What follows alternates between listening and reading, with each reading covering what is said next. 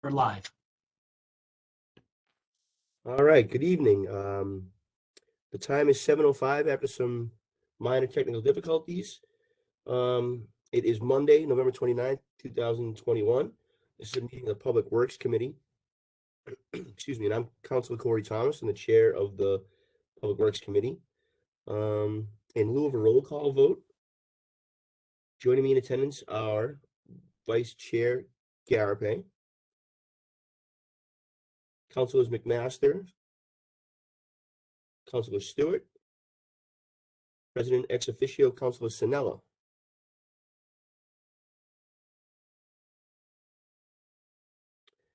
Pursuant to an act extending certain COVID-19 measures signed by Governor Baker on June 16th, 2021, that extend the remote meeting provisions of his March 12th executive order suspending certain provisions of the open meeting law. This meeting of the Public Works Committee will be conducted via remote participation to the greatest extent possible. We will post a comprehensive record of these proceedings as soon as possible after the meeting on the City of Melrose website and on mmtv3.org.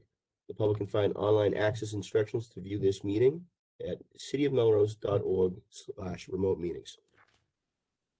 Excuse me. For the members of the community joining us at home, now is the portion of the meeting for public comment. In barring any objections, I'd like to move by unanimous consent to open public records. Seeing no objections, Mr. Clerk, are there any members of the public in joining us tonight for public comment? At this moment, we don't have anyone here for public comment. All right, seeing no one in the joining us online for public comment, I'd like to move, barring any objections by unanimous consent, to close public comment.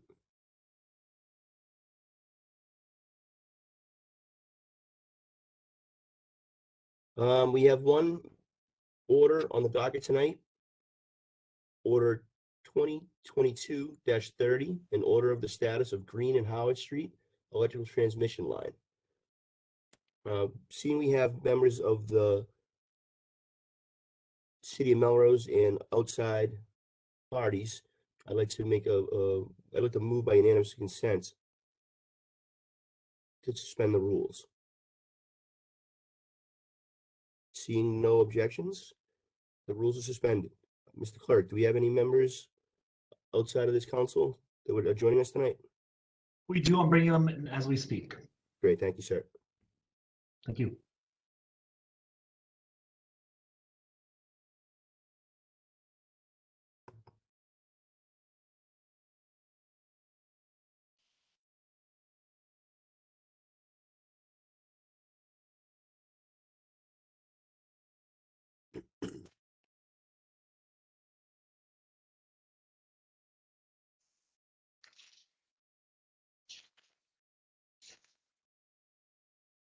Well, good evening and welcome, Ms. Reyes. Good seeing you. And Thank you. It's nice to see all of you too. Hope you had a good Thanksgiving. We're joined by Ms. Meredith Borick and Mr. Paul Graham as well. Are you both from National Grid? Eversource. Eversource, okay. Well, thank you and welcome. Are there any members of this committee that have any questions, or does Ms. Reyes, do you want to make any statements for the Department of Public Works, or do you want to just go right into questions? I think we're here to answer any questions that you have about the work on Howard Street, so we can just jump right into that. Thank you. Sounds good. Councilor Garape, Vice Chairman Garape. Thank you, Mr. Chair. A couple, probably 45 days ago, we brought this order in front of the committee to try to get an understanding on where we were on the project on Howard Street, and also to express some concerns, ongoing concerns that the neighbors had due to detour and traffic. And part of our rules is we have to bring out the order on every 45 days and make an act on it, or ask more questions. So My one question was when we left that last meeting, it was, I know there was some talk that we had expressed some concerns regarding the neighbors and the detours and the condition of the roads. And there was, we were led to believe, or based on the conversation, that there was some talks between Eversource and the community of Melrose in order to see what we can do to help where all that detour traffic went with the road condition, especially on Cochrane and Carlita. So with that said, I'm curious to see if there's an update on that, if you could provide us one. So I would be happy to start that conversation, and then obviously Meredith can jump in if necessary. But so DPW Director Proy Casellas has had some conversations with Eversource and done some negotiating on the part of the city of Melrose for extra funding to help put towards our road projects to look at repaving and fixing some of the road conditions in the especially Carlita Road area.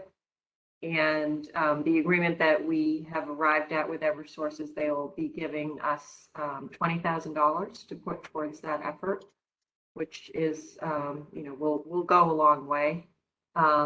We also had originally, before they even started the first part of the project, before they had to come back and fix the fault, had discussions with Eversource about a contribution towards our road program. And then they had also done some work on Main Street, and we discussed with them compensation for disturbance to the roadway on Main Street. So altogether, we have negotiated with Eversource for about $60,000 to go towards our road program and road repairs as a result of this project. I know you mentioned Carlita, but have you taken a look at last time we hear Cochrane from Boardman to I think it's Glendale is in pretty rough shape as a result of the detour traffic. Ms. Reese, have you looked at the condition of that road, and will that be part of the road project along with Carlita? So that is something that is still being looked at. We also have been in, as you know, we also regularly meet with National Grid as to what their next phase of their gas projects will be. And I believe that that Boardman Cochrane section is part of what they will be putting in new gas main coming up. So we're looking at how to phase this best and use this money the most effectively. But we're definitely aware of the impact to the neighborhoods. When you say National Grid's looking to potentially redo some gas lines over there in the future, is that meaning, help me out, is it in the near future? Would that be next season, or are we talking 3, 4, 5 years down the road? Because once again, these neighbors and their quality of life has been impacted considerably, and we are here to advocate for them as a city councilor. So, do we have any indication on when National Grid, the times table, when National Grid will be doing that?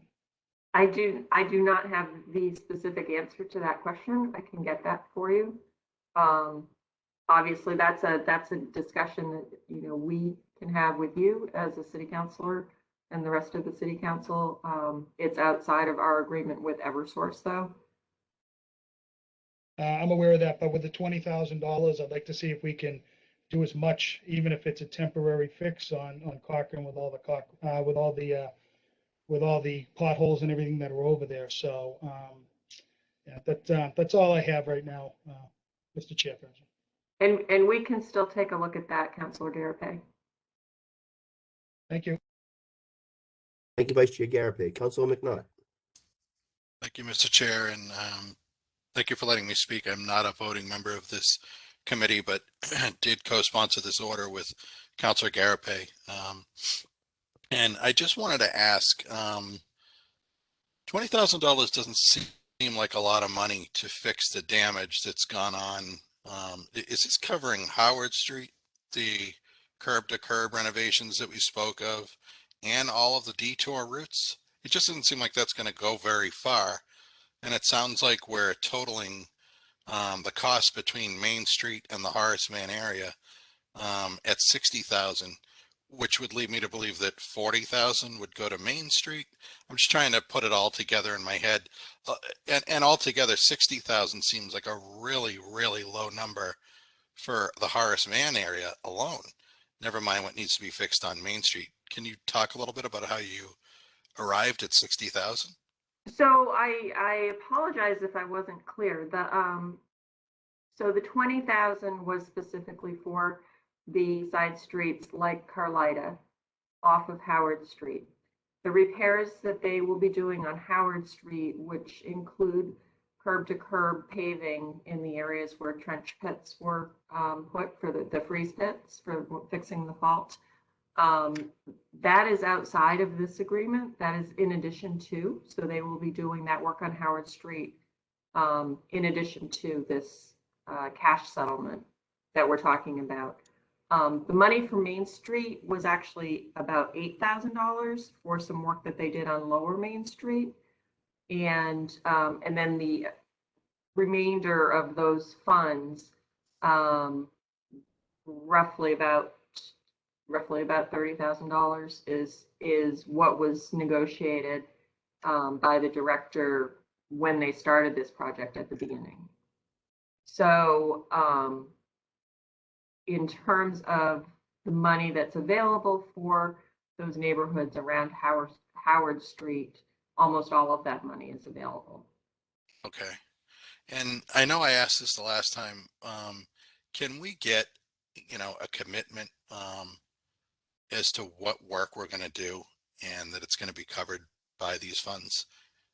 And I mean, I'm in Ward 2. I live right in the spot where y'all have been working for the last, I think we just passed the 2-year mark within the last couple of weeks. Can we draw up a plan, not necessarily by timeline, exact timeline, but just what streets are going to be done, what's going to be done, and what funds are going to be used for them? Yes, so that would be part of our annual roadway paving plan, our roadway program plan, and we project out more than just 1 year. So yes, we at the DPW can make that commitment to you to come up with a plan and be able to tell you what roads are going to be paved. And can we possibly, I know that's a different exercise, which I'm certainly don't want to try and muddy the waters with. Maybe we can have an email exchange where we say the streets that are going to be fixed, what's going to be curb to curb, what sections of Howard. I think that would be satisfactory for the time being. Would you be willing to do that? Yes, absolutely. But I think, once we develop our roadway program, I know Elena has a very specific procedure for doing that. And we would be happy to share that when it's finalized with anybody who wants to see it. Of course, yeah. It's always done well, and we appreciate it. Thank you, Ms. Reese. Okay, thank you. That's all I have. Thank you, Councilor McNaught. Any members of the committee for the first time have any questions for our panel tonight? Seeing none, Councilor Garape for the second time. Vice Chair Garape. Yeah, I just want a little clarification. When you first spoke, you mentioned 20,000 was negotiated for the Howard Street project, and then you said you talked about Lower Main. You said a total of 60,000 and 8,000 for Lower Main. Did I understand that? And the rest would be going to the Howard Street project. Can you just clarify that for me? So when they first discovered the fault in the line, after they initially installed the transmission line, they discovered there was a fault. They thought it was further down, and they thought it was on Lower Main Street. So there was a portion of Lower Main Street, a very small portion, that was dug up and excavated, and then they determined that was not where the problem was, and they went back to Howard Street. So in return for us taking care of repaving that in the spring, that was settled at $8,000. The work to repave Howard Street and fix the areas that were disturbed from this work to fix the fault is completely covered and completely separate from the settlement. And then the remaining funds, so they agreed 20,000 in lieu of going in and paving and fixing the roads around that area. And then the other money was what they had originally agreed on to give to us towards road repavement as well. So initially we went in with getting 32,000 from Eversource. There was some work on Main Street, so they're compensating us for that. But then we're getting an additional 20,000 on top of what was originally negotiated at the beginning of the project. Okay. So does that help? Is that? Yeah, no, I understand what you're saying there.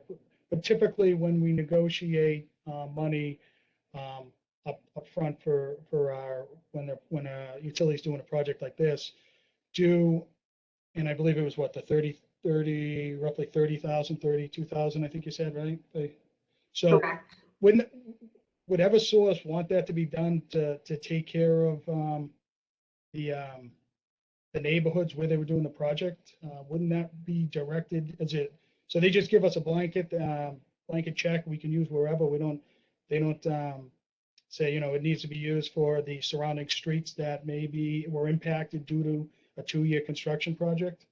They're not, they don't really tell us where they want us to use it. It is, the intention is to help towards our road program. And so it's really up to us, I think, to come up with the most efficient and best way to use those funds.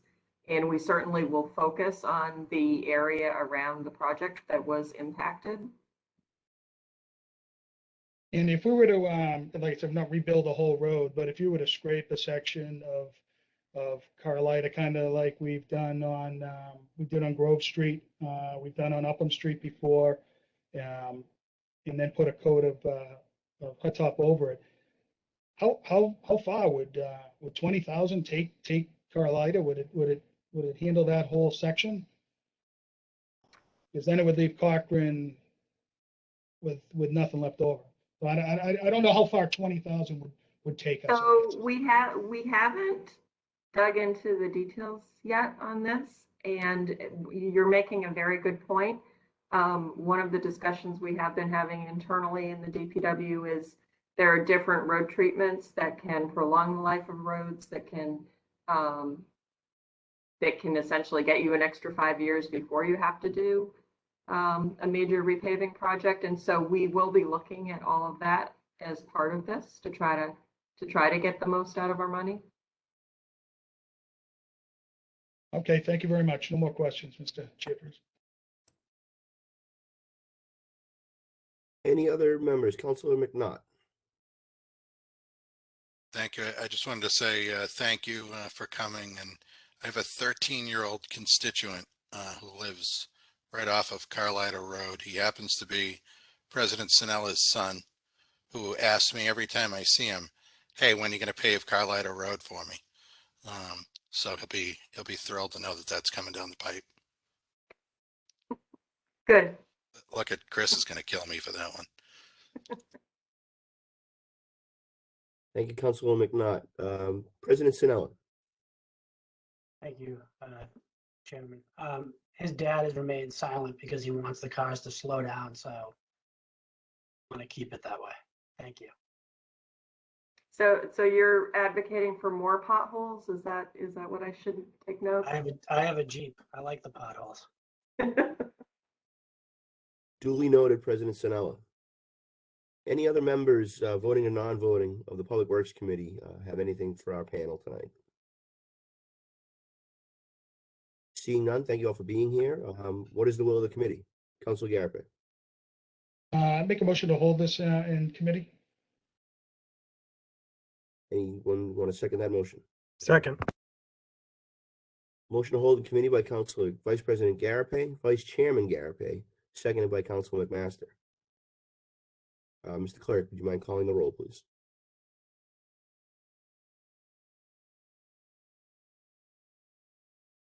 All in favor of this Chair motion? Thomas?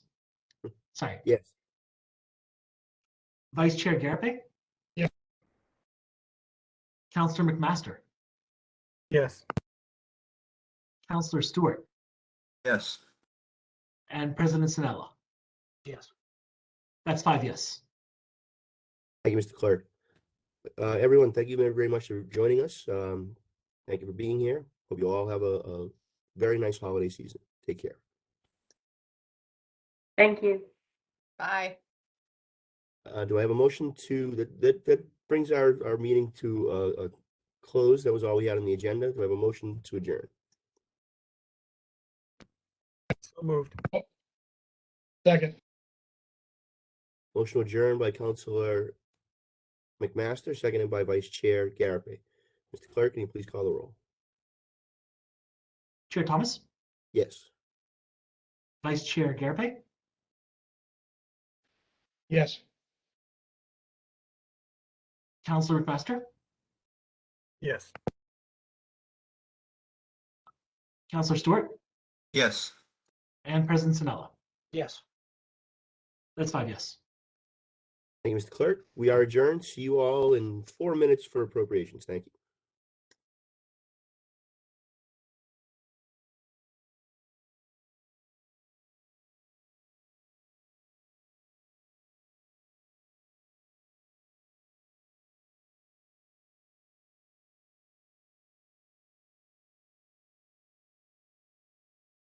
I resume the recording.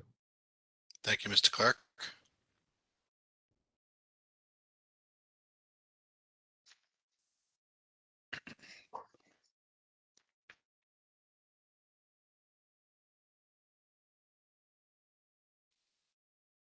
Good evening. The time is 7:31 p.m.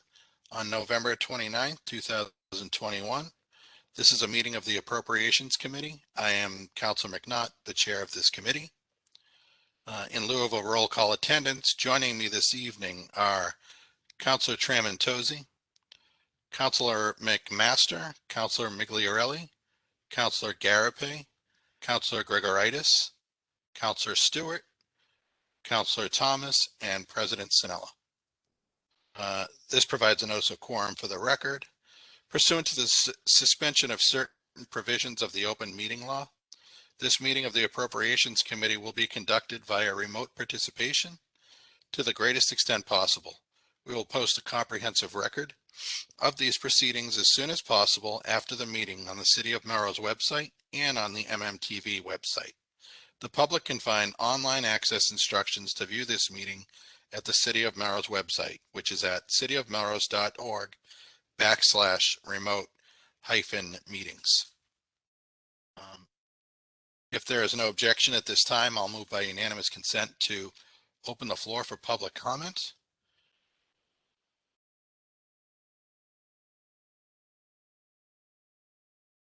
Mr. Clerk, I see we do have a few people in the room. If anyone's here for public comment, kindly raise your digital hand.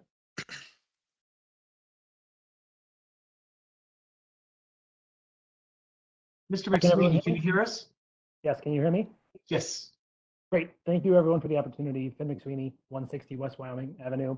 I just speak briefly on 2022-34 rules to speak in favor of a couple of the amendments that Councilor Gregoritis proposed. The first is the elimination of the language, which would only, and these are on 29A, sorry. The first specifically is the elimination of the language which only allows residents or property owners to speak at public comment. I have a lot of problems with that language. I don't understand why someone who is an employee of a Melrose business or patron of a Melrose business or someone who comes here to participate in cultural events.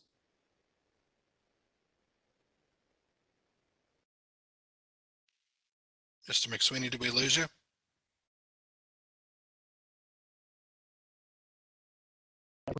Can you hear me? Hello? Can you hear me?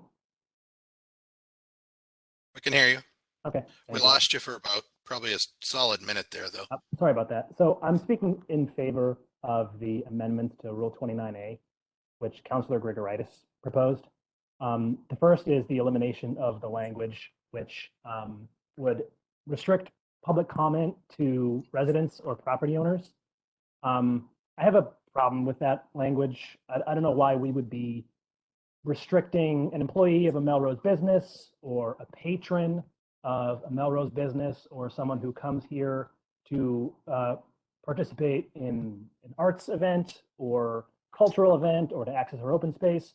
I don't know why we wouldn't allow those people to speak. To be clear, I don't think any members of this council would really prohibit those people from speaking, but future councils, I don't think we should have that language in the rules. I find it to be a little bit in poor taste, and I'm frankly not even sure what problem it would be targeting. So Councilor Grigoritis just struck it, and I really wanted to speak strongly in favor of that. The second one is the language around remote participation. I think it's awesome that there's a proposal to include that language in the council rules. I would in fact just remove the wherever practicable language. When the city is installing a generator there, it feels like anytime the council can meet in person, they can probably have internet access, computer access. So I just want to speak in strong support of that as I can. This council has really been the leaders in the city on facilitating remote access, on proving that it can work and it can work well. You've set the bar really high, and I just want to make sure that the rules enshrine that high bar and that future councils are encouraged to live up to the standard you've all set. So thank you. I appreciate the opportunity. Those are my comments. Happy holidays. Thank you. Same to you, Mr. McSweeney. Thank you. Is there anyone else here for public comment?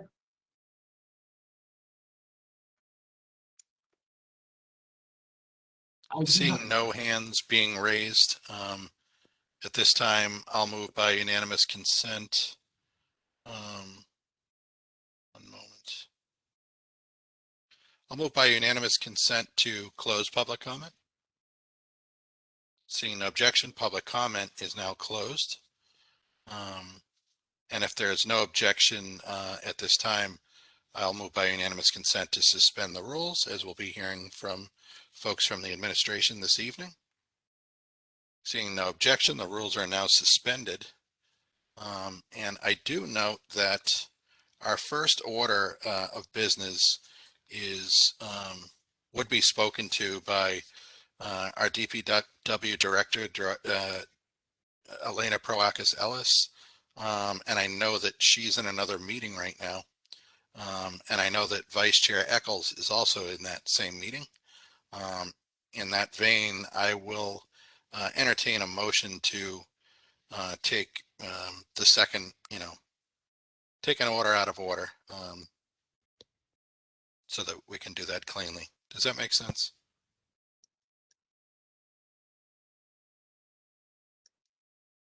Councilor McMaster? Thank you, Mr. Chairman. Could you just cite I'm happy to make that motion. Could you cite the order number for the second matter on our agenda? Sure. The second order of business is order 2022-49, a request to set a public hearing on classification of property for December 6, 2021 at 8 p.m. and subsequently determine the classification of property. That's it. Thank you, Mr. Chairman. With that in mind, I would make a motion to take order number 2022-49 out of order. Second. Motion to take 2022-49 out of order by Councilor McMaster, seconded by Councilor Grigoritis. Mr. Clerk, will you please call the roll? Chair McNaught, Yes. Councilor Trementozzi, Yes. Councilor McMaster, Yes. Councilor Garape, Yes. Councilor Grigoritis, Yes. Councilor Migliarelli, Yes. Counselor Stewart, Yes. Counselor Thomas, Yes. President Sinella. Yes. The motion passes. Yes. Did I interrupt you? You were going to say 10 yes 9 yes, or 9 yes, yes? Yeah, the motion passes. So in that vein, we can bring in the folks from the assessor's office. Our city assessor is Sarah McClellan, and anyone else who may be coming in with her. And again, I'll read the order that's before us. Again, it's order 2022-49, request to set a public hearing on classification of property for December 6, 2021 at 8 p.m. and subsequently determine the classification of property. Ms. McClellan, thank you for being here with us this evening. Thank you for having me. I'm just going to share my screen here. Sure.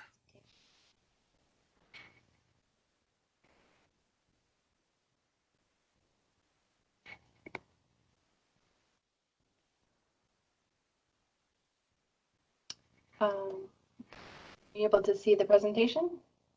Yes. Okay. Can everybody see it? Good. Nobody's yelling no, so I think we're good. Okay. Good evening, everyone. So it's that time of year for the property tax classification presentation and public hearing. This year is a bit different from the past several years because fiscal 22 is a revaluation year for Melrose. Every 5 years for each community in Massachusetts, the Department of Revenue conducts a certification review. In this review, the state looks at our data quality. They do an audit of our valuation practices. They conduct statistical analyses of our property values in the city. They review our public disclosure program. And finally, certification and classification review. So Melrose has received this final certification of our values from the Department of Revenue earlier this month on November 10th. As a note, the revaluation does not raise individual taxes per se. It simply ensures that assessments in Melrose reflect full and fair market value as of January 1st, 2021. Also, in terms of the law, nothing has changed throughout the pandemic in the process of determining property tax. We still have the same requirements and responsibilities that existed before. I want to recognize our assessing office staff, our clerk Janet, and our new assistant assessor Tristan, our GIS manager Jane, and our volunteers Bob, Kathy, and Bonnie, who have continuously provided a high level of service to the public and internally during this period that we've been undergoing the recertification with the state. And of course, I want to say thanks to my fellow board members for their work and support during this process. I also wanted to provide an update on the senior circuit breaker tax exemption that was passed at the local level in Melrose earlier this year. We've heard from our representative, Kate Lippert-Garabedian, that the bills are still in the Committee on Revenue at the state level. The chairs have not yet decided when they will vote on them, but it's expected to be in the near future. Once we do hear back, anything back on that exemption, we will be sure to provide another update to Melrose residents. And with that, I will start the classification presentation. This presentation is posted with the agenda packet this evening, and it's also accessible on the City of Melrose website on the assessor's page underneath the heading 2022 classification hearing. So the purpose of the classification hearing is to adopt the city's tax policy by allocating the tax levy amongst the 5 property types. This is residential and open space, and commercial, industrial, and personal property. After the public hearing, the council must vote on the following 4 items: the selection of a residential factor, whether to adopt a small commercial exemption, whether to grant an open space discount, and whether to adopt a residential exemption. So the second, third, and fourth of these have not been historically adopted in Melrose, but as a vote is still required for them, I will review them after we look at the residential factor in more detail. So the City Council, with the mayor's approval, determines the percentage of the tax levy to be paid by each class of property. They do this by choosing a residential factor. This factor governs the amount of the tax levy to be paid by the residential class, and the difference is then paid by the commercial, industrial, and personal property classes. And the Department of Revenue determines the minimum residential factor for each community, or the maximum shift allowed for the tax year.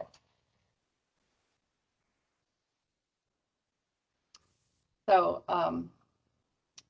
the total amount that can be raised in taxes stays the same, whether there's a single or a split tax rate. A split tax rate does not raise more revenue, it simply shifts the tax burden amongst the taxpayers. So adopting the residential factor of 1 results in taxation of all property at the same rate. For fiscal 22, adopting that factor of 1 would yield a single tax rate of $10.94 per thousand of value. Adopting a factor of less than 1 to as low as that minimum residential factor results in an increasingly greater tax burden shift from the residential classes to the commercial, industrial, and personal property classes. The minimum residential factor for the city of Melrose for fiscal 22 is 0.961408, or a CIP shift of 1.75, which is again determined by the Mass Department of Revenue. So this slide here is showing the percentage of the levy by class before any shift. You can see that over 95% of the property value in Melrose is residential. And you'll also see here a breakdown of the number of parcels by property type. And this slide shows how we arrive at the single tax rate for the community for this fiscal year. On the left is a form that comes out of Gateway, which is the Department of Revenue's website that tracks our values and data. This has all of the valuations by property type, and you will note a total taxable valuation of about $6.5 billion at the bottom. You'll also see at the bottom the number and value of exempt parcels, which are excluded from the taxable valuation. On the right at the top, we start with the 2021 levy limit. We add the 2.5% allowed through Massachusetts Law Prop 2.5. We add new growth, which has been certified by the Department of Revenue for this year. And we add our fiscal year 22 debt service and arrive at the max allowable levy of $71,196,790. So then we take that number and we divide it by the fiscal 22 total taxable value in the city to arrive at the single tax rate of $10.94 per $1,000 of assessed value. This next slide is showing the historical levy percentage paid by class after the shift has been chosen. And you can see here that it has remained relatively the same over the last decade.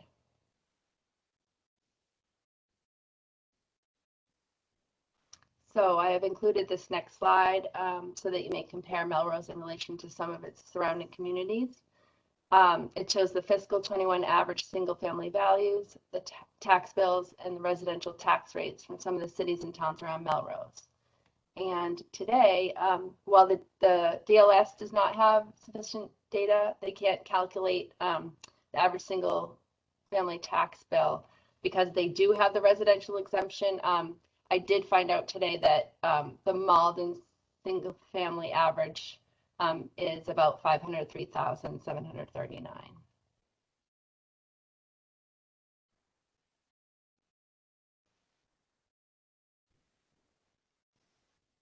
This slide is showing the residential to CIP percent of total value in Melrose versus our surrounding communities.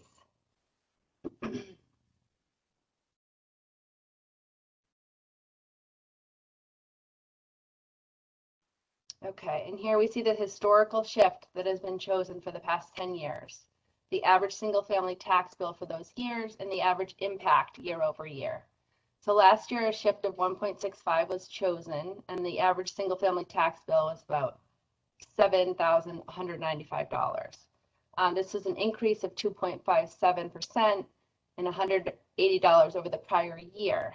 It's not listed here, but at that shift, the average commercial bill increased $386, or about 2.59% year over year from 20 to 21.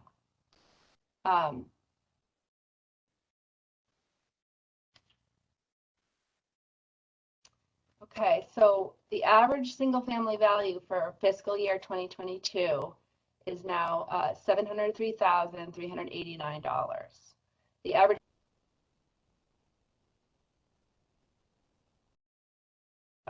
so if we compare this to fiscal 21, average single-family value of $657,000. You can see the increase in property values in Melrose year over year. So this slide also demonstrates the effects of the shift. With no shift at all, the single tax rate, the residential bill would increase by about $500 and the commercial bill would decrease by almost 40% by $5,778. With the max shift of 1.75, the average residential bill increases $205 roughly, and the average commercial bill increases $1,335 or roughly 8.74%.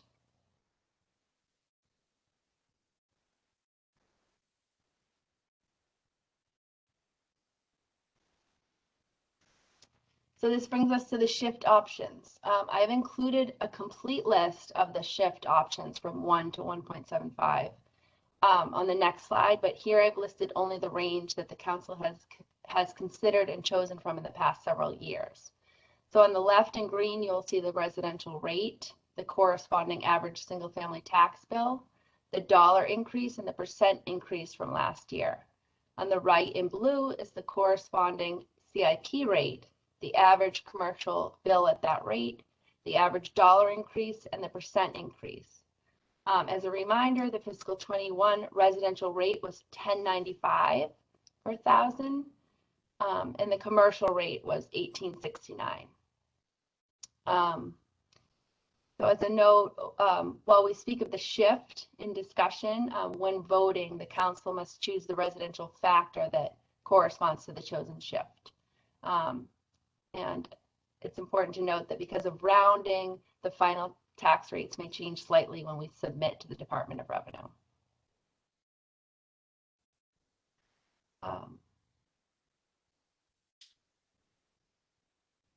Of all of the options.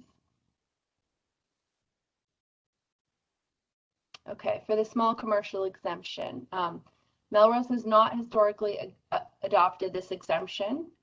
However, the council has the option to adopt a small commercial exemption of up to 10% of assessed value, which can be applied to commercial parcels that are 1, occupied as of January 1st by a business with an average annual employment of no more than 10 during the previous calendar year, and 2, have a valuation of less than $1 million.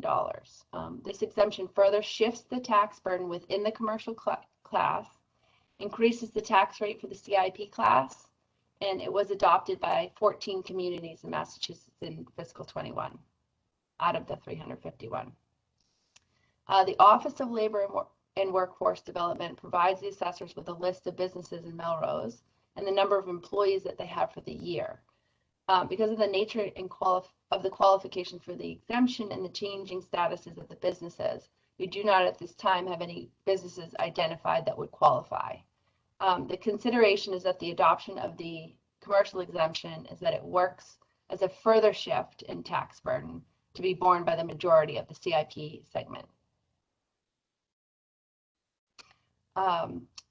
So the open space discount is a required vote for the council, but Melrose does not currently have any property that meets the state definition for the classification as open space. So I've included that definition here just for reference. And finally, the residential exemption. The council has the option to adopt a residential exemption of up to 35% of the average assessed value of all of the residential parcels, which is applied only to residential parcels that are the principal residence of the taxpayer. This exemption shifts the tax burden within the residential class only. It increases the tax rate for the entire residential class, and it was adopted by 15 communities in Massachusetts in fiscal 21. I do have included at the bottom of this slide some of the communities that have adopted it. Melrose has a high percentage of owner-occupied residential parcels, and for this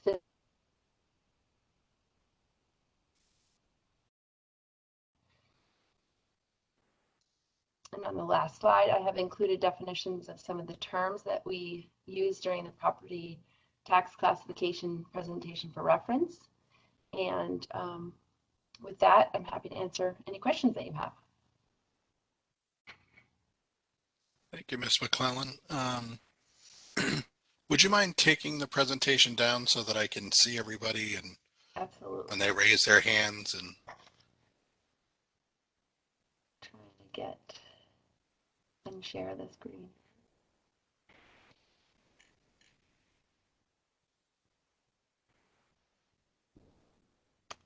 thank you very much for that presentation. It was very helpful.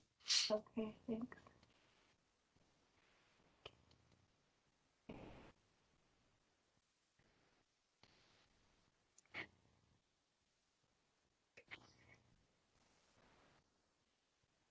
All right, there we are.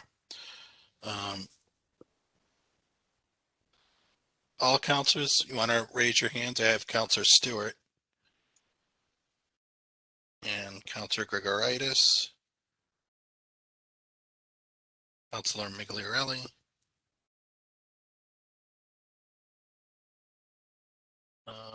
Okay, Counselor Stewart, we'll start off with you. Thank you, Mr. Chair, and thank you, Ms. McClellan, for a very comprehensive presentation. It was very helpful. The only question I have is you cut out for a period, at least on my end, when you were talking about the residential exemption. You mentioned that Melrose has a high percentage of residential parcels, and it sounded like you were going to say something important after that, but I didn't get to hear it. So I was wondering if you would mind restating what you said. Sure. Melrose has the high percentage of residential, so of owner-occupied residential parcels. And at this time for this fiscal year, the administration is not recommending the adoption of the residential exemption. Okay, that's all I needed to know. Thank you very much. Thank you, Mr. Chair. Counselor Gregoritis. Thank you, Chair McNaught, and thank you, Ms. McClellan. I just wanted to, I know you very graciously thanked your staff and your board, but I also just wanted to thank you. I know you're about 6 months into this role, and this is a lot of information. It's very dense, it's very complicated, and this was incredibly easy to understand. And I also just want to say how much I appreciate your reaching out to the council proactively and offering your time to walk us through that. So thank you for that. And the only question I had that might be a little off base is it seems like we had a pretty significant jump in our assessed home values for the community. Is that something that you see trending for, that you see continuing forward given the real estate market? I mean, I think our average value went up almost $100,000. Yeah, so the because of the sale, so first of all, it was because of the reval. We use the statistical analysis very carefully and closely, and the state is looking at those numbers with us as well. But we are basing it on the numbers this year are based on 2020 sales. So as I said, that number was 740,000 was the average sale price for calendar year 2020. So it had jumped up significantly from the previous year. That was part of it, and then part of it was just the correction that happens during the reval. I think that's, does that answer the question? Yes, thank you. No further questions. Thank you, Chair. Thank you. Counselor Migliorelli. Thank you, Mr. Chair, and thank you, Ms. McClellan, for this presentation. I'll just echo what Counselor Gregoritis said. This is it's a lot of information, and I really appreciate the detail and thorough nature of your presentation. Given that, I just wanted to kind of walk through again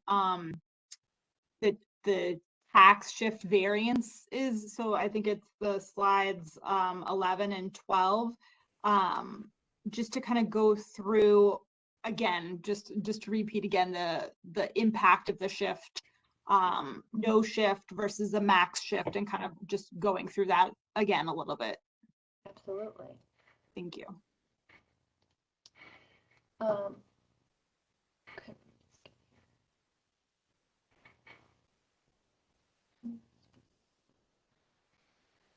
Okay, sure. So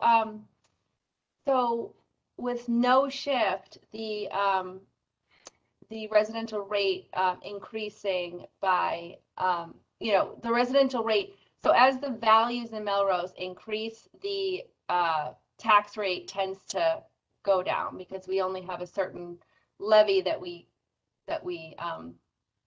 collect. So that's normally what happens. So here, the tax rate of 1094 increases the residential rate $500, which was the 6.95% with no shift. The residential values were increasing in this past year at a higher and faster rate than the commercial values. So there was also a lot of growth in the residential classes. So that also increases the values, and as those values increase at a faster rate, it will make it so that their change is greater at not having a shift at the single tax rate. Then they have for no shift as well, the CIP classes are going to have a decrease, a significant decrease. And then for the max shift, so basically the max shift would be the minimum change for the single family tax bill would be that 2.84%, and the increase of 204.65. And if you remember back to the previous slides, it was about $180 last year, but that's going to the, that was at the 1.65. So this is at the 1.75. So so it's just a little bit more of a significant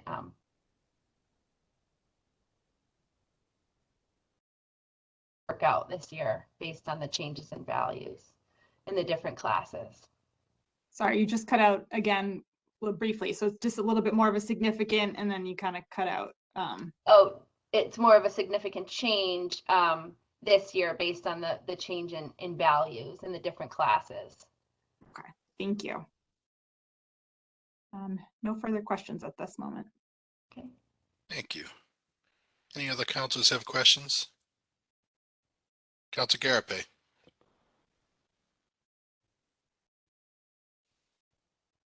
Chairman, sorry, I got two notices here.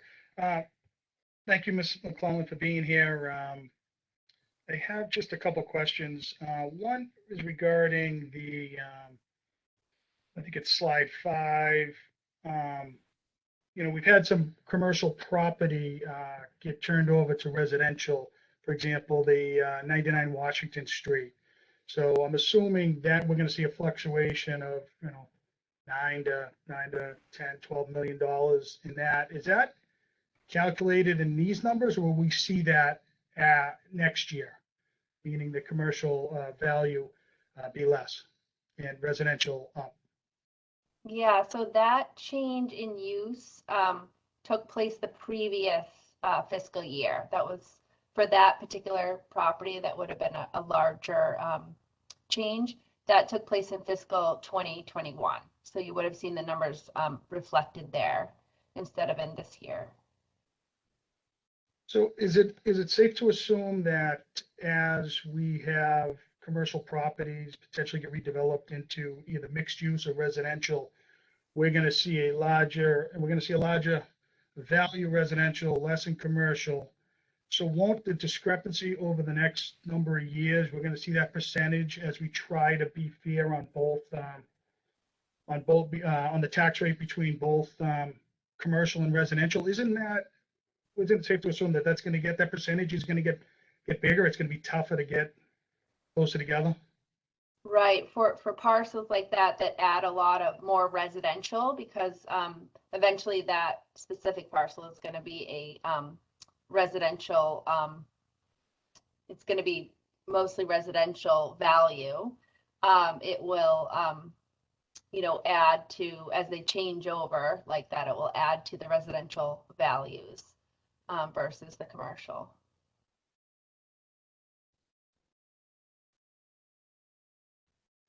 I think you're on mute, Councilor Garape. Sorry.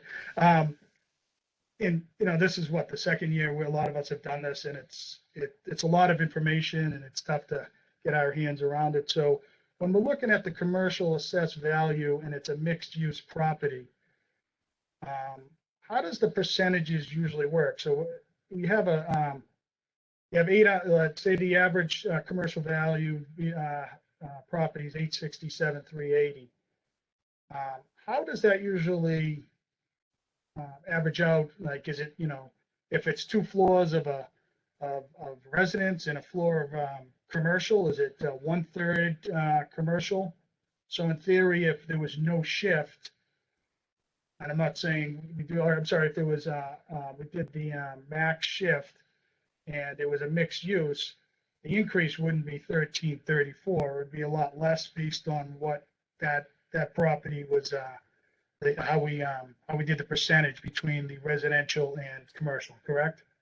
Right. Yeah. With properties that have primarily, if they're apartment buildings that also have commercial in them, they like retail space in them, they usually have, it's primarily residential, so they would be taxed primarily at the residential rate and then a little bit more at and so you'll see, if you did look back at that slide, number 6, I think, where you see the 012 to 043, that's basically the mixed use properties, and you can see how the breakdown comes out. It's primarily residential for those mixed use properties, so they're primarily paying the residential tax rate.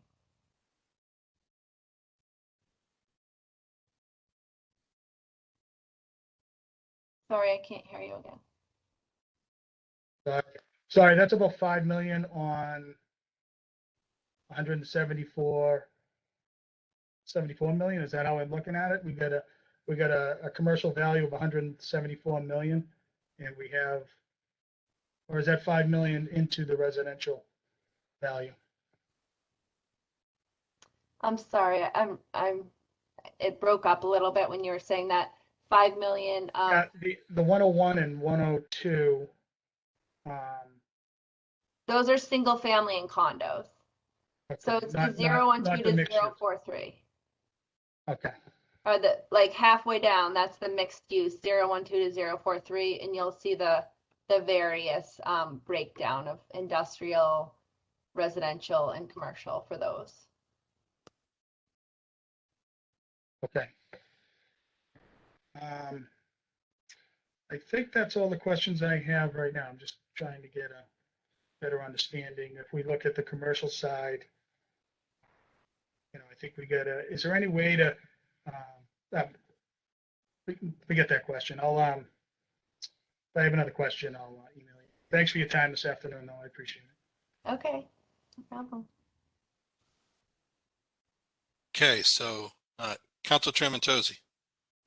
Thank you, Mr. Chairman, and thank you, Ms. McClellan, for the presentation, which is a very good, excellent presentation and easy to understand.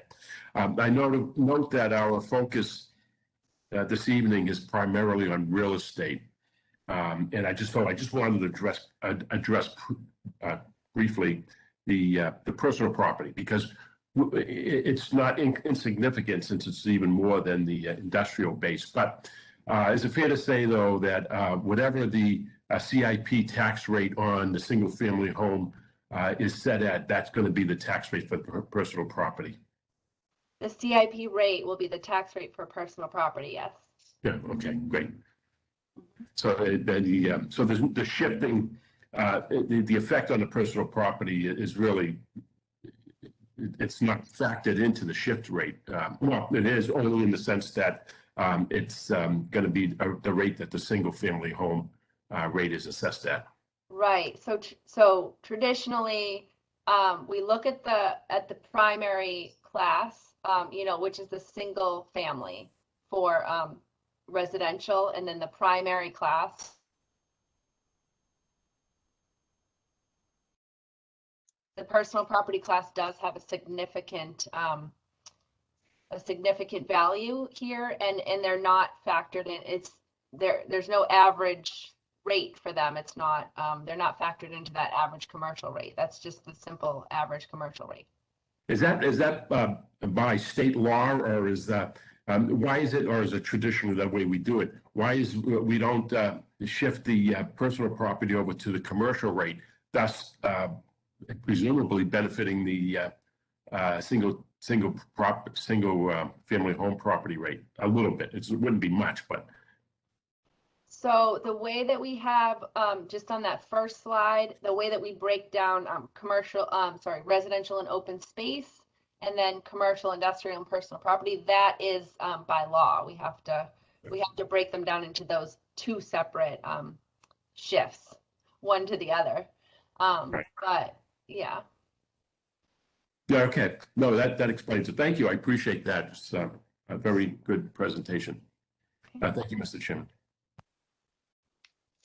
Okay, so there's 4 votes that we have to cast this evening.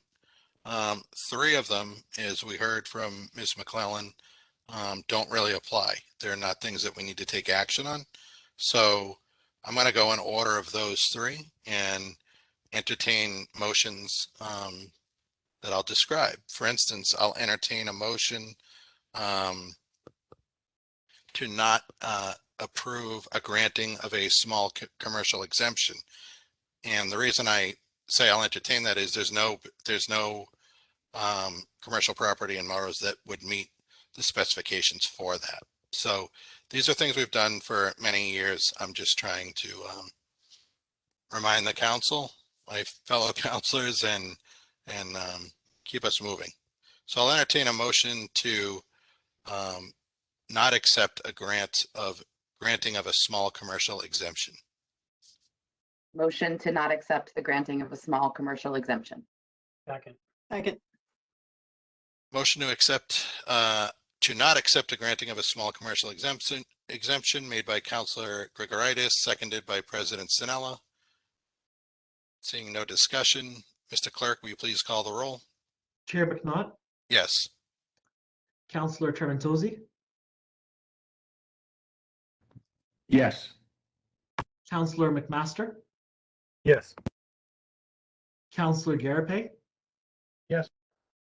Councillor Grigoritis, Yes. Councillor Migliorelli, Yes. Councillor Stewart, Yes. Councillor Thomas, Yes. and President Sinella. Yes. 9 yes. Motion passes. The next motion is that I'll entertain is a motion not to accept a selection of an open space discount. Motion to not accept an open space discount. Second. A motion to not accept a selection of an open space discount made by Councilor Grigoritis, seconded by President Sinella. Seeing no discussion, Mr. Clerk, will you please call the roll? Chair McNaught, Yes. Councillor Tremantozzi, Yes. Councillor McMaster, Yes. Councillor Garapay, Yes. Councillor Grigoritis, Yes. Councillor Migliorelli, Yes. Councillor Stewart, Yes. Councillor Thomas, Yes. and President Sinella. Yes. 9 yes here too. Motion passes. The third motion of the same kind is a motion to not accept a granting of a residential exemption. I'll entertain a motion to not accept a granting of a residential exemption. Motion to not accept the granting of a residential exemption. Second. We have a motion to not accept a granting of a residential exemption made by Councilor Grigoritis, seconded by President Sinella. Seeing no discussion, I will just note that the administration did not make a recommendation to do so. But seeing no further discussion, Mr. Clerk, will you please call the roll? Chair McNaught, Yes. Councillor Tremantozzi, Yes. Councillor McMaster, Yes. Councillor Garapay, Yes. Councillor Grigoritis, Yes. Counselor Migliorelli, Yes. Counselor Stewart, Yes. Counselor Thomas, Yes. and President Sanella. Yes. 9 yes. Okay, the motion passes. And that brings us to the one item that we do have to vote on, which is the shift, which we will not call it the shift when we do make the vote or suggest the number, because we know that we can't do that. By law, we need to refer to it as the what is it? The MRF, the minimum residential factor, and we need to use that tricky number with the 0 point bunch of numbers that we haven't seen since middle school. So, A point of Councilor order, Mr. Chairman. yes, sir. Are we not taking a vote for recommendation? I mean, we still have to hold a public hearing, do we not? So a public hearing is to be scheduled on December 6th, at which time then at the full board meeting, at the full board, we vote on the acceptance of the shift.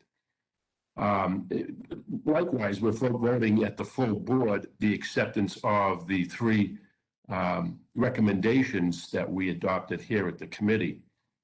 So again, I think we can make a recommendation to adopt the shift, but the final vote has to occur after the public hearing. That's absolutely correct. That's what we're doing. Just want to make sure that the public understands that the final vote ultimately is going to be after the public hearing, because Right. the vote that we took on the three is really not a vote for passage, but a vote to recommend that we not adopt those three items. That's correct. Okay, good. Thank you. Thank you. Does anybody want to kick off the discussion on what they think might be a good minimum residential factor? Councilor Gregoritis.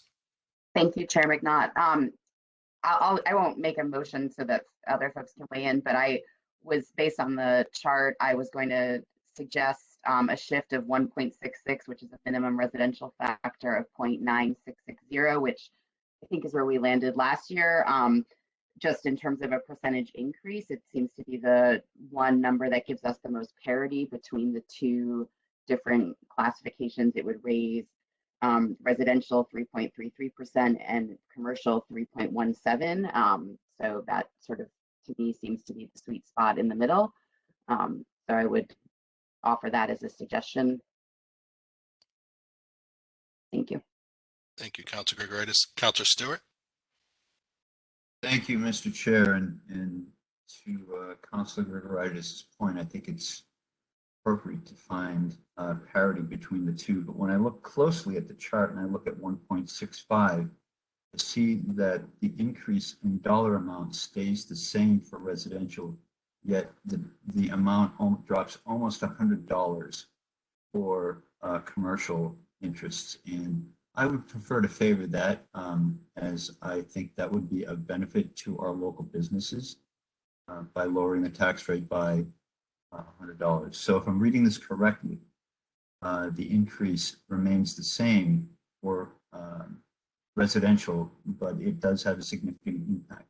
So I think I would prefer to lean toward the 1.65 as opposed to the 1.66. And please, if anybody sees it differently than I am, please speak up, because I'm open for feedback. Thank you, Mr. Chair. And if I can mention to Councilor Stewart's point, if you were to go with the rate I believe you're referring to, Councilor Stewart, is 1.65, is that correct?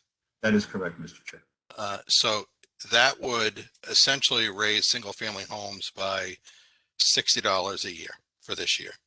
And it would keep commercial properties almost to the exact dollar that they were at last year. So, and if we want to do a little bit more history, 2019, which was right after the override, there were very, very large spikes, and last year resulted in a $500 savings. I don't want to call it savings, but call it reduction from the year before with the override. There's a $500 reduction for single family and $700 for businesses because of these significant increases, which were in 2019 would have been $723 per single family household and $1,616 for businesses. So we certainly, and I don't think we don't want to be a prohibitive environment for businesses.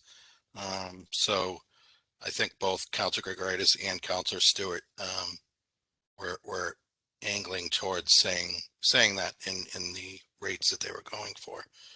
But any further discussion, suggestions?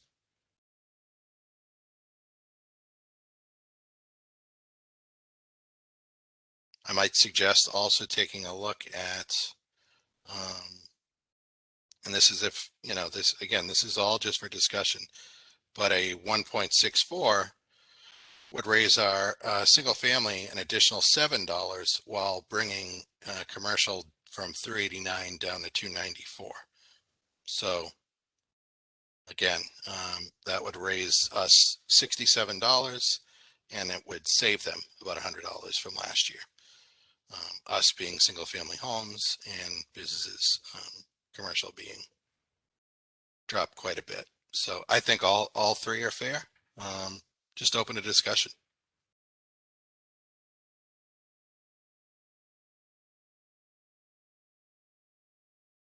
Or a motion if anyone feels strongly about any one number.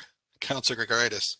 Thank you, Chairman. I very much appreciate both your and Councilor Stewart's insights. I don't understand how mathematically 1.65 can not change the residential but change the commercial, but I'll go with it because that's not my area of expertise. And I'm fine with any of those rates. The only thing I did want to point out is that the commercial property tax is not necessarily being borne by our businesses. It's being, I mean, it may be being passed down to them, and for those that rent, I just want to clarify that that's not a direct correlation to our businesses. Just like for those that rent their homes, they may or may not see that increase in their rent. I'm sure they likely do. I feel like we're making a correlation that may or may not exist. So I just wanted to make that point, but I would be completely comfortable with any of those rates that were suggested.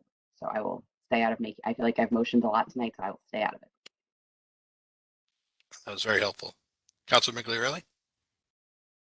Could I ask another question of Ms. McClellan and kind of explain that how the 165 and 166 is no difference for residential, but there is a significant difference on the commercial side? So it really stems from the fact that there's so much more value on the residential side. Like that we have 95% of the value, just so that it just rolls up into the numbers don't make that much of a change when you go from one to another. Because if you see these residential factors, if you look at that number, it's just changing a tiny bit. So it doesn't even change a cent for the rate. You know what I mean? Because the value that you're applying it to is so much and so great versus the commercial, which is, even though, you know, they have larger values, it's still just a much smaller percentage relatively. Thank you. For that reason, I mean, just to put my own, I'm not necessarily making motion yet, but 165 seems like a good option that would maybe, you know, address some of that. If the commercial tax rates are, you know, passed along to those who are the business owners who are operating in those rented spaces, that would be ideal, and it would make no difference to the personal tax rate. So that's just my observation.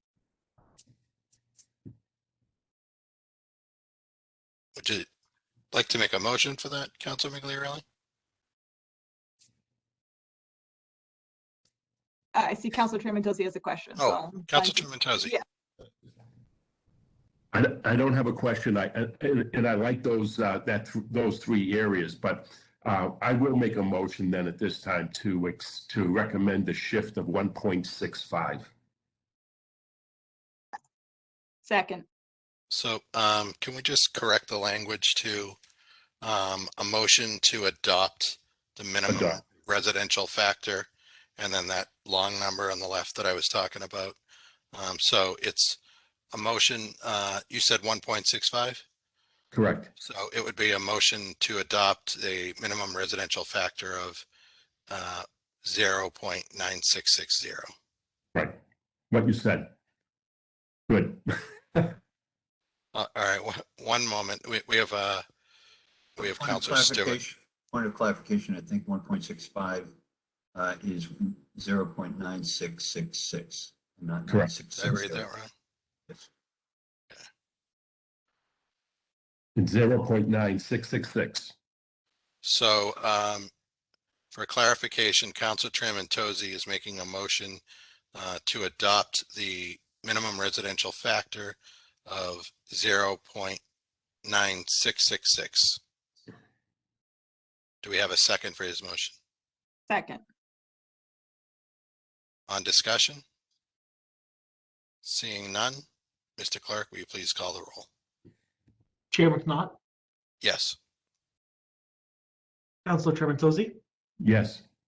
Councilor McMaster, Yes. Councilor Garapay, Yes. Councilor Gregoritis, Yes. Councilor Migliarelli, Yes. Councilor Stewart, Yes. Councilor Thomas, Yes. and President Sinella. Yes. We have 9 yes. Okay, the motion passes, and as Council Chairman Tozy said, that will be recommended to the full council for passage at the next meeting and after the public hearing on December 6th, which is at 8 o'clock. So, Ms. McClellan, did I miss anything? I think that's it. Awesome. Great job, everybody. Thank you for being with us tonight. We'll let you go and move on to other business.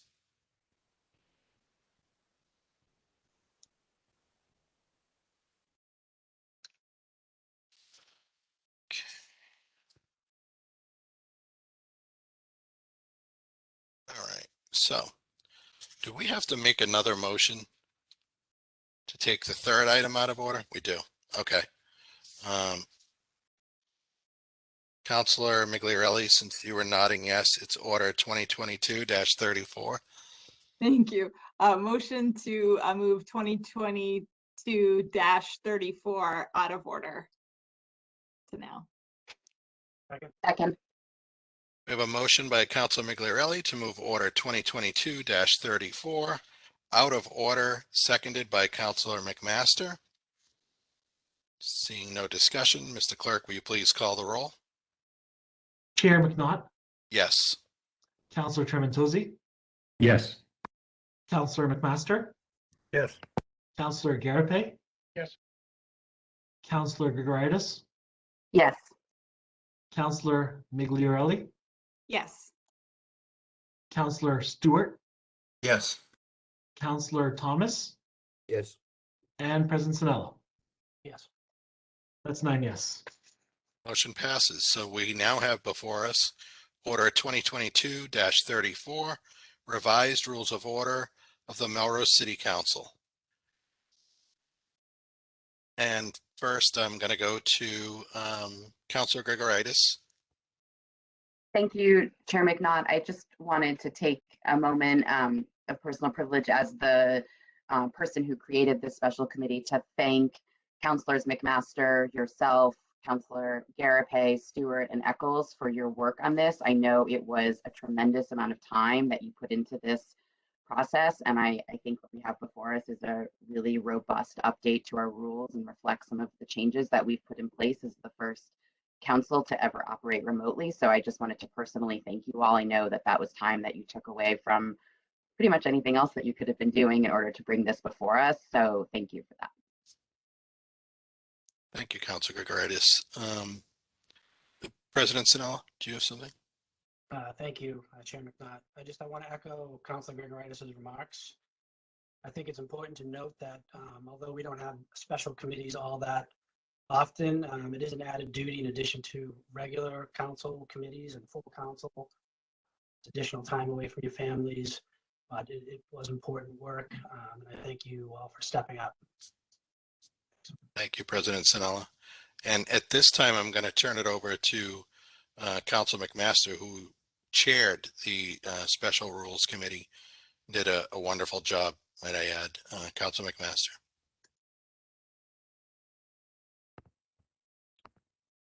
Thank you, Mr. Chairman. Can you hear me? Yes. Thank you again, and a special thank you to Councilor Grigoritis for her foresight and leadership in creating the special committee on the rules of order during her time as president. Her decision to appoint a committee to look globally and critically at the rules was an affirmative step toward improving the flow of council business into creating a more transparent legislative process. I'd also like to thank President Stanella for extending the work of the special committee after President Grigoritis's term had ended. So thank you to both of you for your leadership. I'd also like to thank the members of the special committee, all of whom were active participants in crafting the proposal before the body this evening, and who devoted several nights to working through some very dense material. Vice Chair Eccles, Councilor Garapay, Councilor McNaught, and Councilor Stewart, thank you all for your time and your hard work. In terms of the scope of our work, the special committee met on 5 occasions between November 11th, 2020 and September 8th, 2021. Each meeting focused on a set of rules, which we reviewed individually and worked through one by one. The average time of our meetings was approximately an hour and a half. Important to note is that these were working meetings where the committee's entire time was spent reviewing, interpreting, revising, discussing, and debating the current rules. We also spent time proposing, revising, discussing, and debating a handful of new rules. Outside of these meetings as chair, I spent numerous hours incorporating the suggestions and edits of committee members. This process of writing and revising cannot be captured in hours. If you recall, prior to the first meeting of the committee, then President Grigoritis emailed the entire council inviting councilors to propose changes to the rules and to participating in the meetings should they desire.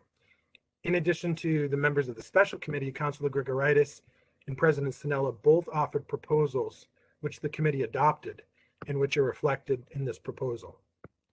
While the proposal before you passed the special committee unanimously, it's important to note that the committee was involved in some lively debate and that not every rule was initially agreed upon.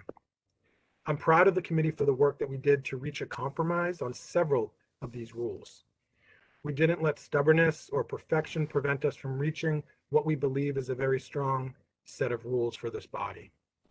We were very deliberative in our work, mindful that our charge would affect future councils, not just this one. So we approached every revision with the long-term benefit of the city council in mind. One of the things that I know we have all struggled with is trying to interpret rules that were written many, many years ago, and for which there is no written or recorded record of intent. With this in mind, we did our best to interpret and modernize the rules. In doing so, we simplified the language of existing rules, addressing ambiguity, ensuring consistency in the use of terms, and offering recommendations for a series of revised and new rules. We also created a commentary section, which is meant to memorialize the intent behind the rules that, in accordance with our mandate, have either been substantially amended or newly created. Finally, I do realize and I appreciate that we have 8 amendments to the proposed rules before us this evening. 2 of those amendments I have proposed independently from my role as chair of the committee. The ones that I have proposed are relatively benign and I believe, upon further reflection, strengthen the intent of the rules as intended by the special committee. I'd like to thank the makers of the 6 other amendments for their ideas and suggestions, and I look forward to hearing more about their proposed amendments and to discussing them with everyone tonight. After doing so, I'm very hopeful that we'll move this order favorably out of committee this evening with any and all accepted amendments. Thank you, Mr. Chairman. Thank you, Councilor McMaster. And again, you brought back some good memories. It was a lot of good fun hours. And I also just wanted to mention that Clerk Foote was with us for the ride as well.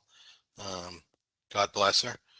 Must have been a blast listening to us all those evenings, but really, really shepherded us through great, Councilor McMaster, and handled it professionally all the way to the end, as you always do.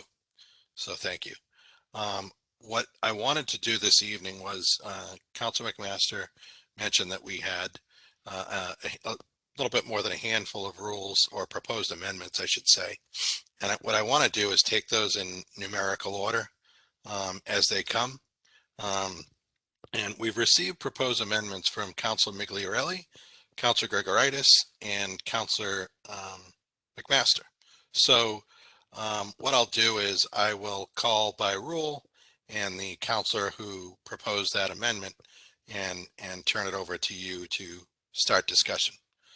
And first up, we have Andrew, if you could pull this up, by the way, Councilor Migliarelli's red line version that she handed in.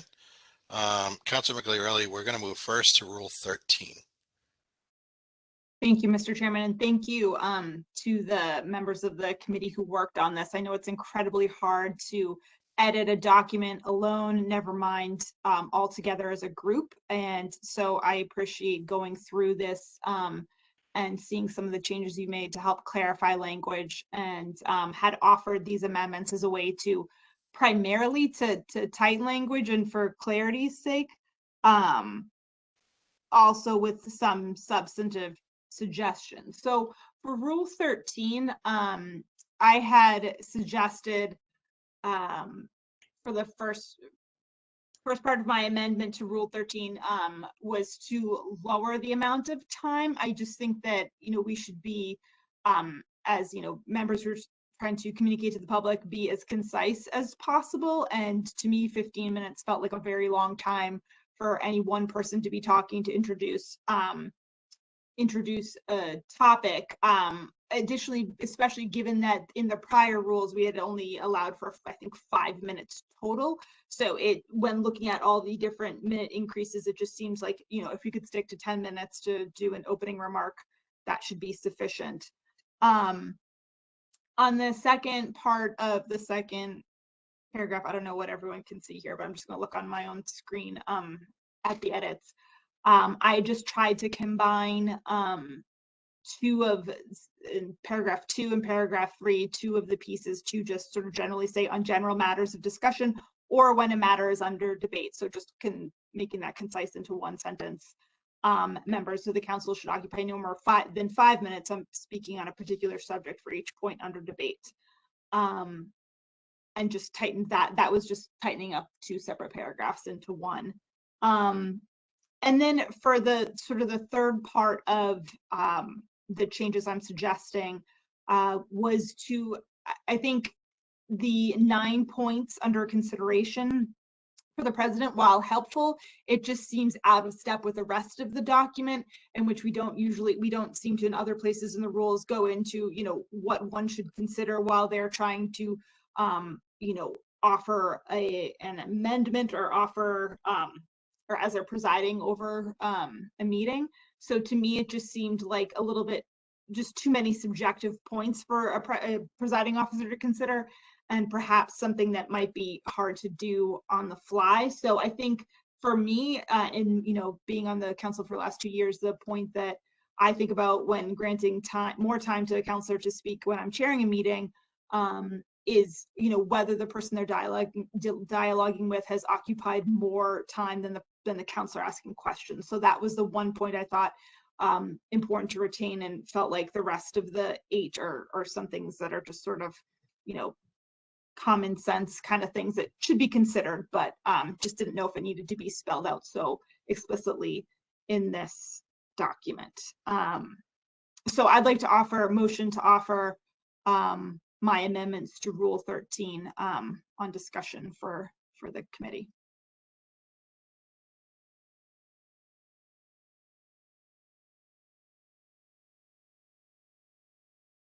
Mr. Chairman, I'll second it for the I'll purposes second of it. discussion.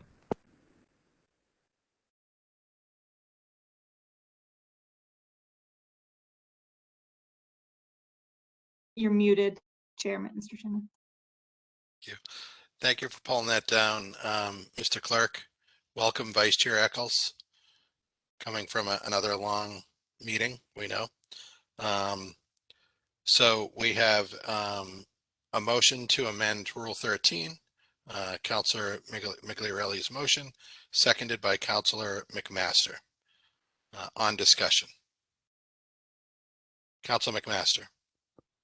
Thank you, Mr. Chairman, and thank you, Councilman Migliarelli. I had seconded the motion for the purposes of discussion. I think Councilman Migliarelli does raise some good points. I'd just like to speak to the amendments so that other members who did not sit on the special committee have at least an idea of why the language in the proposal is what it is.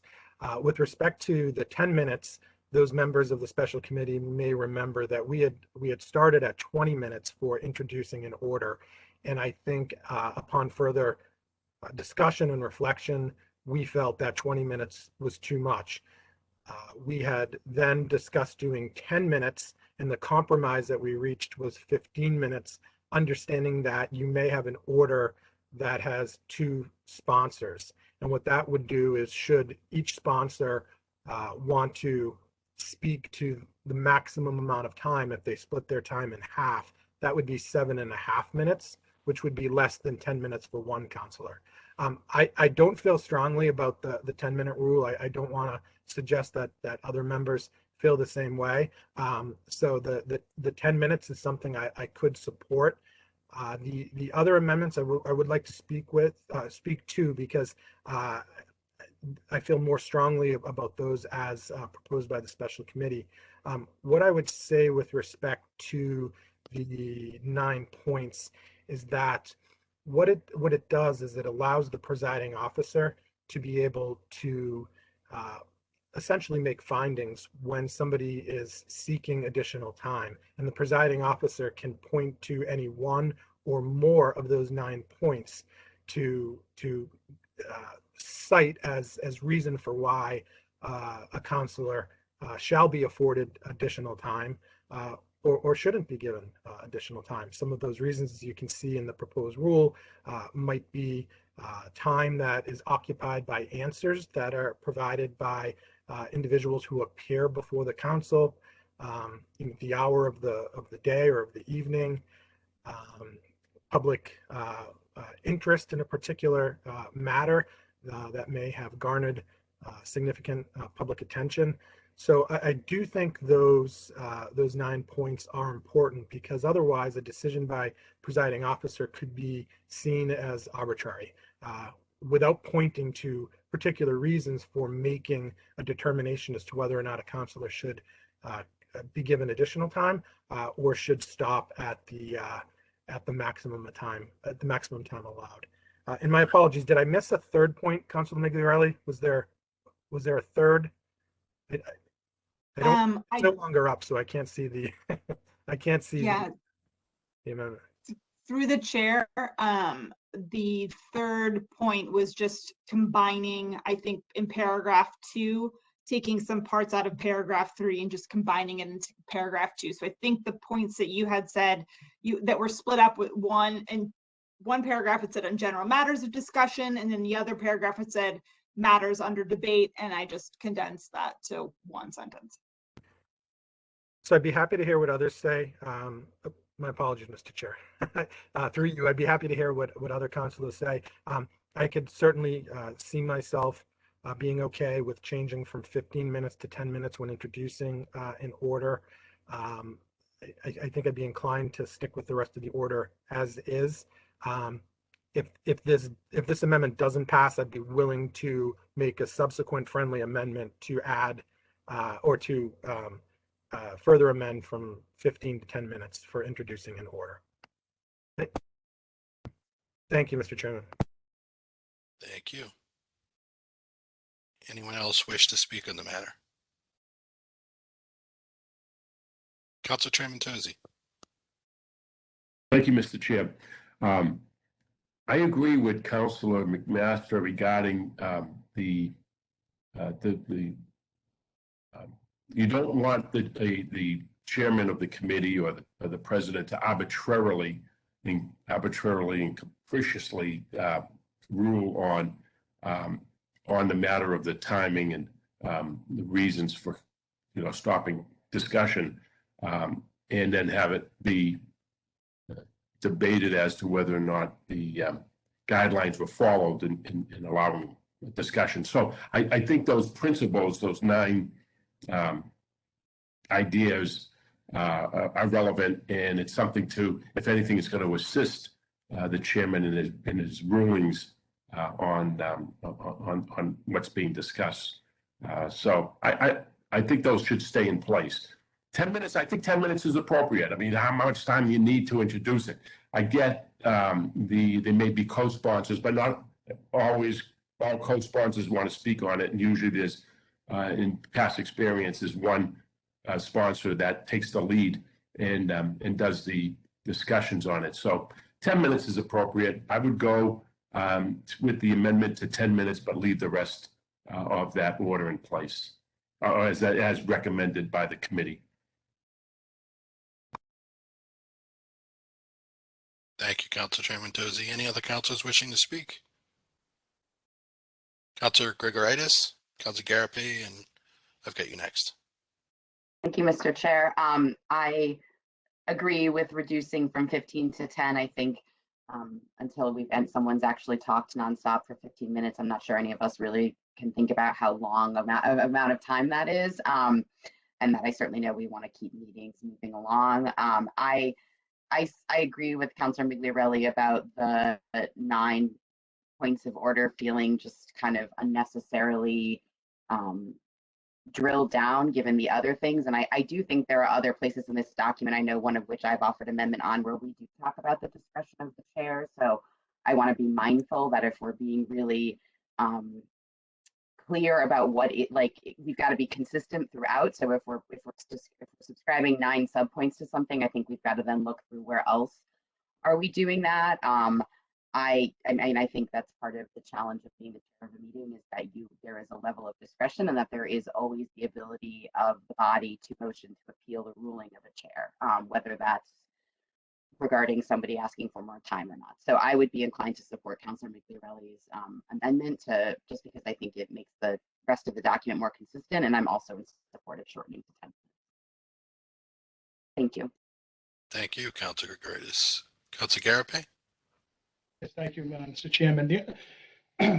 What keeps on coming to my mind during with this rule is during the library discussion, which was probably one of the largest votes that the council has had to take in a number of years, and I did seek a lot of time, and I at the discretion of the as a chair. So I do get worried on a subject that is a large financial impact to the community, and as you represent a number of constituents, I think as a councilor we should be able to have as much time as possible to answer the questions and get the answers that our constituents need. The way it is now, I believe public participation, you can talk longer than we can when we're asking questions, and so I'm happy with what came out of the committee,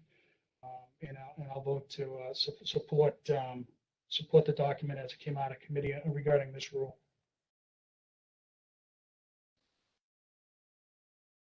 Thank you, Councilor Garapi. Vice Chair Eccles? Thank you, Mr. Chairman. I believe I recall when we discussed this in the special committee, I was one of the 10-minute people that Councilor McMaster mentioned. So I'm inclined to support that. I also don't see a huge difference in outcomes based on how broad the 9 points are as to whether or not it's at the complete discretion of the chair or you need to point to a specific reason. So I will vote in favor of this amendment, and if this fails, I'll vote in favor of revising it back to 10 minutes as well. Thank you, Vice Chair Eccles.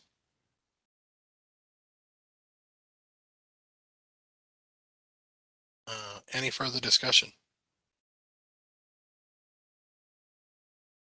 Okay. Seeing none, Mr. Clerk, can you please call the roll? Point of order, I may have missed something. Is there a specific motion that we're voting on? Is it a motion to accept the committee's recommendation? Is that what it is? No, it's a motion to accept Councilor Migliarelli's amendments Got it. to Rule 13, seconded by Councilor McMaster. But thank you for that clarification. Thank you. Chair McNaught, Yes. Vice Chair Eccles, Yes. Councilor Trementozzi, No.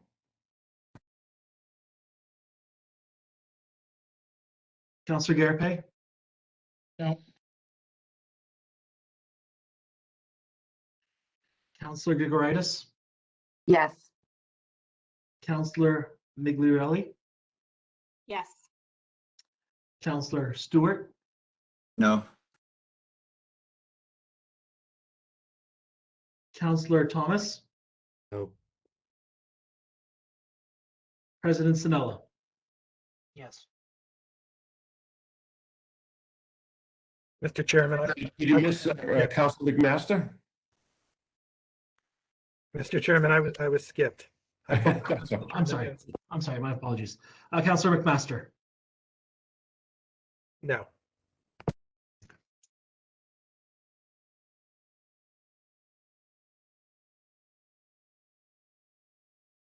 that's 3 yes. 5 no. No. I don't think that count is right, Mr. Clerk. Mr. Councilor McMaster? Yes, Mr. Chairman, at this time, in light of that not having passed, to Councilor Migliarelli's first amendment or first part of her amendment that she had previously filed, I would make a friendly amendment to, I'm sorry, Councilor. One moment. I'm not sure what the vote was, Councilor McMaster. We have 5 yes, and we have 5 no. So it's split in the middle. That's right. We're missing Councilor Jamaluddin. Yes.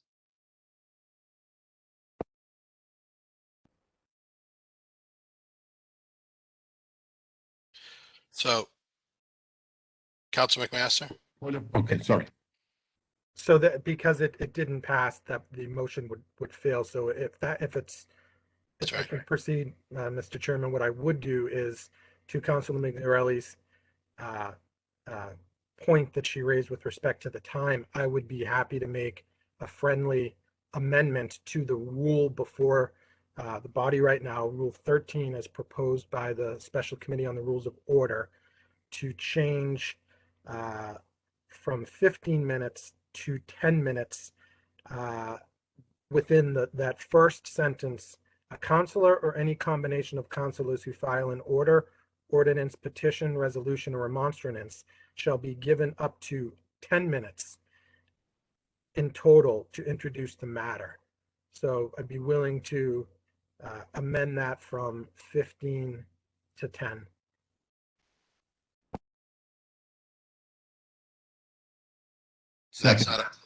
Is that a motion or was that just discussion? It's a motion, Mr. Chairman. Thank you. I'd second that motion.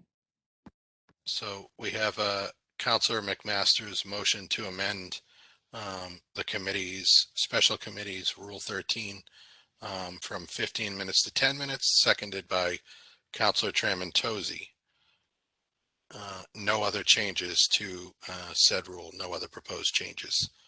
Yes, Mr. Chairman, just to be clear, it relates only to the 15 minutes, reducing the 15 minutes to 10 in the first sentence. I'm not moving to reduce it in the third sentence because I do think 15 minutes is appropriate when you are asking questions and you have a non-member who is occupying significant time during the questioning.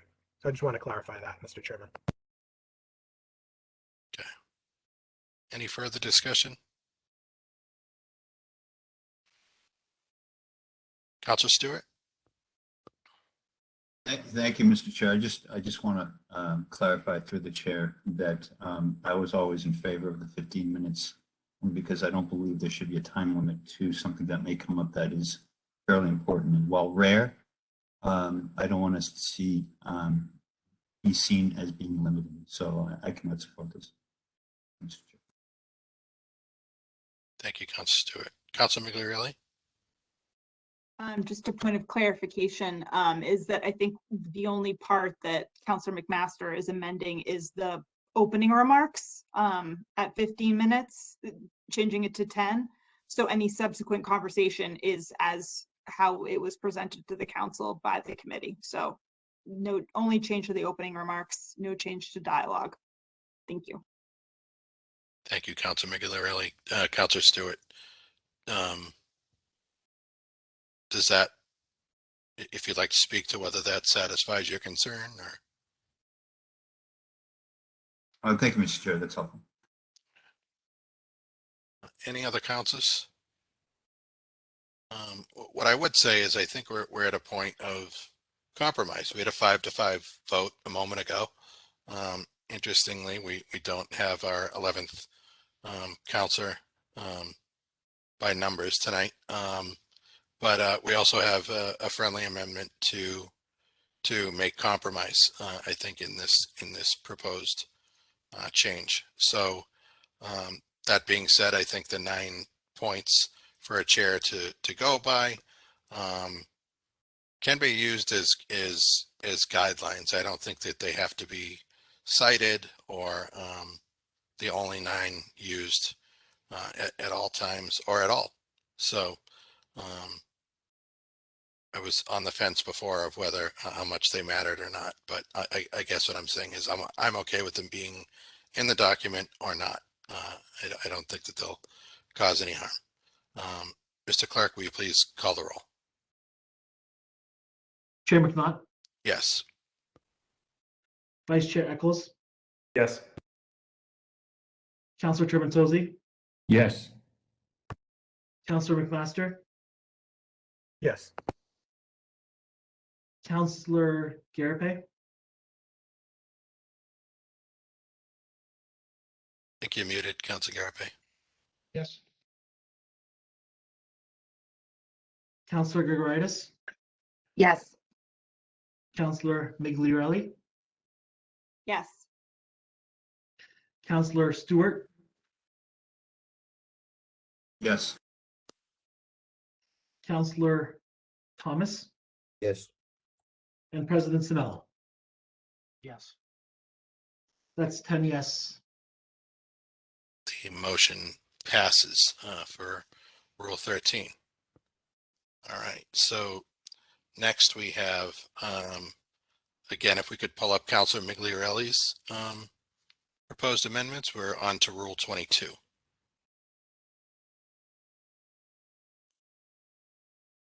Thank you, Mr. Chairman. And upon reading my amendments again and further thought, if it's allowable, I'd like to change my amendments and offer another one. So I'm just waiting for this to pop up here.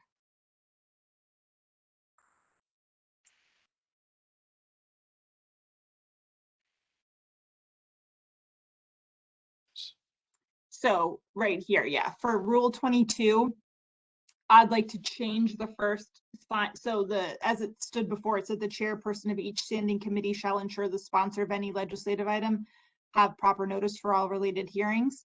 My intention with changing to clerk of committees was that as I'm a chair of a committee, that it's often the clerk who's coordinating the meetings, but I think that perhaps we should be a compromising way would be to have it the chairperson of each standing committee, comma, in conjunction with the clerk of committees, comma, shall ensure that the counselors in parentheses who sponsor any legislative item will have proper notice, and to remove the 72 hours because 1, that's grammatically incorrect what I had written, and 2, it's proper notice of hearings, not 72 hours in advance of the meeting. So I was trying to make it related to an earlier rule, which says that we're changing it to 72 hours in advance for all agendas. And upon reading this again and careful thought, that's not what this is. So hopefully I didn't just confuse everyone a little bit more, but narrowing it down, it's the chairperson of each standing committee in conjunction with the clerk of committees, and then ensuring that counselors who sponsor any legislative item will have proper notice. So that would be my amendment. I'm happy to repeat it again if that's unclear. Would any councilors like that read again? Seeing no hands going up. Mr. Clerk, oh, sorry, Councilor Tremontosi. And thank you, Mr. Chair. If you could just give me that again, Councilor Migliorelli, please. Sure. So the revised so I'll do it two ways. The things I'm adding in after chairperson of each standing committee in conjunction with the clerk of committees. And that adding in that it's instead of just the sponsor of any legislative item, it's counselor or counselors who sponsor any legislative item. So if the intention is to make sure that the counselors who sponsored the item have notice of related hearings, that's the intention. So hopefully that's clear. It's just adding in conjunction of the clerk with the clerk of committees and ensuring that counselors who sponsor any legislative items will have proper notice of all related hearings. Thank you, that helps. Thank you. And I'm going to ask the obvious question of, can we have, Andrew, I know you don't have time to scribe these as we go, and you're probably not going to go back and watch the whole meeting, where that one was somewhat short. Do you mind just typing that up and emailing it to the clerk? Councilman Migliorelli? Oh, right. Wow. Okay. Wow. We have a script. Awesome.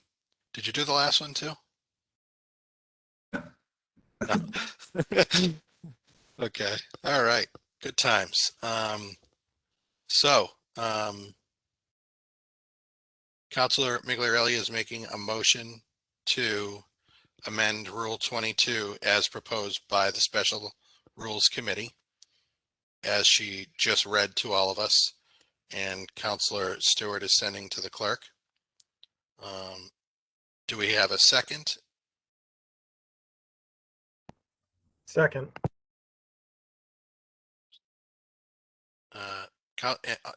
The motion is seconded by Councilor McMaster, and on discussion, we have Councilor Stewart. Yes, Mr. Chair, just through the chair, point of clarification on this. Are we removing the 72 hours and just referring to a proper notice as opposed to this specifically the 72 hours? Or are we putting the 72 hours in? No, we were removing the 72 hours. That's the way I understood it. Right, Councilor Migliorelli? Yeah, point of clarification. So it's leaving it as is. So I had added 72 hours. So I'm taking that off the table. And as the committee proposed, proper notice, leaving that as is. Great.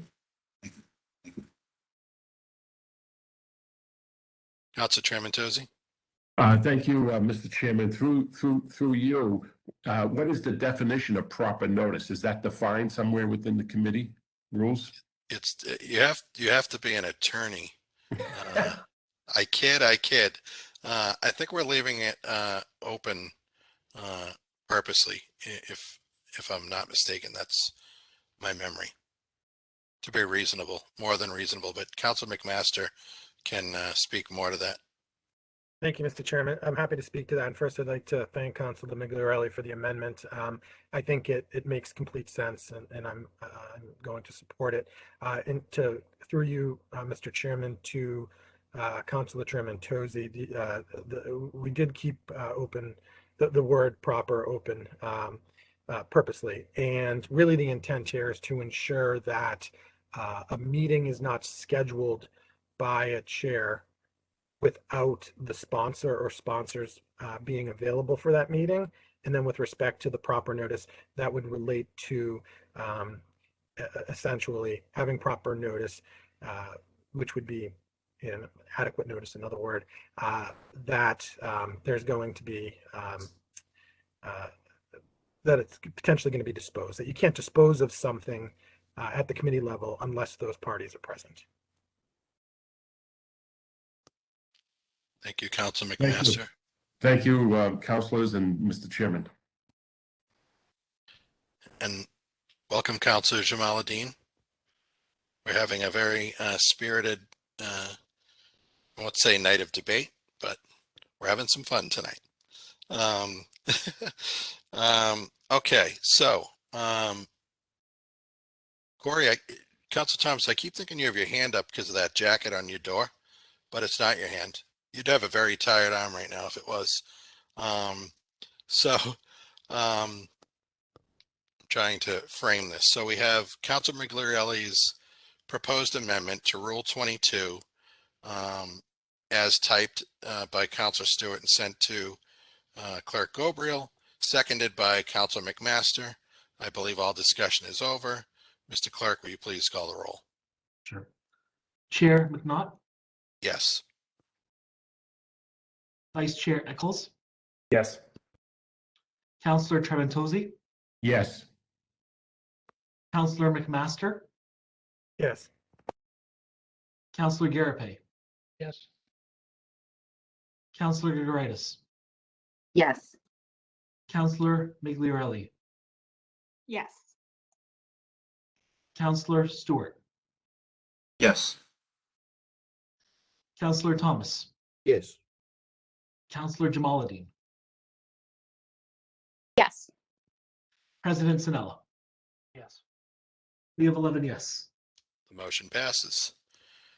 Next, if we could pull up, Mr. Clerk, Councilor Gregoritis's proposed amendment to Rule 29.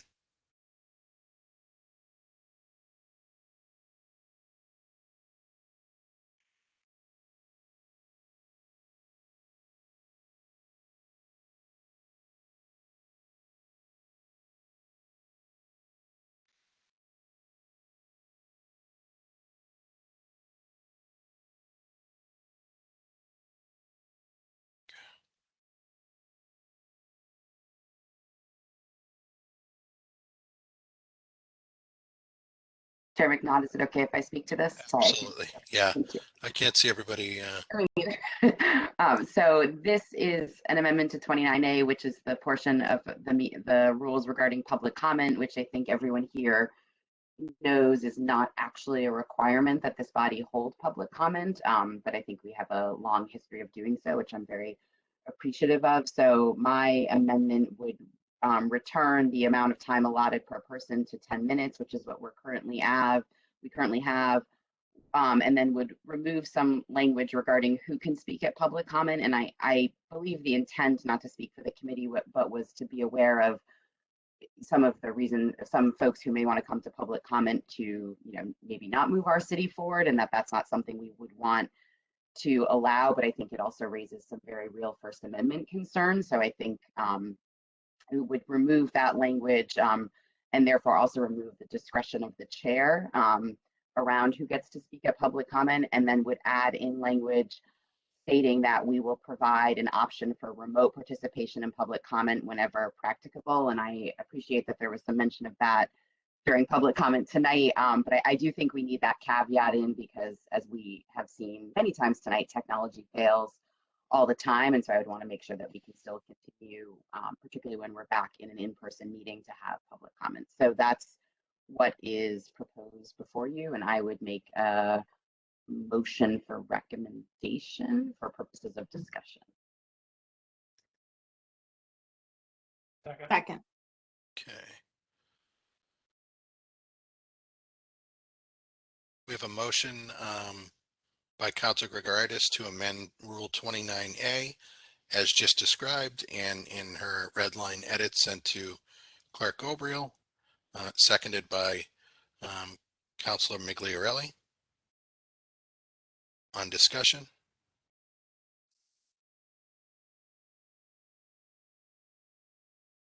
I don't believe I'm seeing any hands go up. Oh, I'm sorry, Councilor McMaster.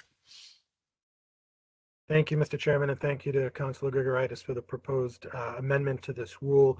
I'd also add that I did, after the amendment was filed, I did seek the opinion of the city solicitor on this. And essentially what she said is it's a rule that we could certainly move forward on. She cited Brookline as having a similar rule. However, she did caution us that that rule would have to be applied uniformly for across every committee. And there is a risk, a First Amendment risk, if that rule is not uniformly applied, which to me does raise some flags, even though we can do this. Councilor Grigoritis is absolutely correct in that the intent of the committee here was to prevent people who don't live in Melrose who want to use our council meeting or committee meeting to try to make some sort of a political statement and something that really has nothing to do with a matter before the council. So that was the intent. However, that being said, I do think that First Amendment concerns outweighs the concern about individuals coming into a meeting from outside Melrose that have a certain political or extremist agenda. I do think this is reasonable. I don't want to speak for the committee, but I know the committee is not aware of the city solicitor, the special committee weighing in on this. What I would also say is that should that scenario happen, somebody could always make an immediate motion to recess. We could, if the body decides to recess, then we can come out of recess, and the presiding officer just could call the next person for public comment. So I'm fine with the amendment. I think it's a thoughtful amendment, and again, I don't want to speak on behalf of the special committee, but I would be willing to support it as written. Any further discussion? 29A, seeing none. Mr. Clerk, will you please call the roll? Chair McNaught, Yes. Vice Chair Eccles, Yes. Councilor Trementozzi, Yes. Councilor McMaster, Yes. Councilor Garapay, Yes. Councilor Grigoritis, Yes. Councilor Migliorelli, Yes. Councilor Stewart, Yes. Councilor Thomas, Yes. Councilor Jamaluddin, Yes. and President Sinella. Yes. We have 11 yes. Motion passes. Next, we have a proposed amendment to Rule 31A, and that would be Councilor Migliorelli's proposed amendment. Thank you, Mr. Chair. I had added this to include, instead of, I think, this new rule had said explicitly a resume and cover letter, just from candidates who are nominated for positions on committees and boards. And I feel that it's important that we should allow people who may not have resumes or that are up to date, whether they've been out of the workforce for a while or new to the workforce or what have you. I think we should be more inclusive to have a written statement of interest and or a resume if you choose. I think, in some situations we've had nothing. I think it's important to have something when we're considering a nomination, but what form that takes, I don't know that we have to be explicit to say that it has to include both.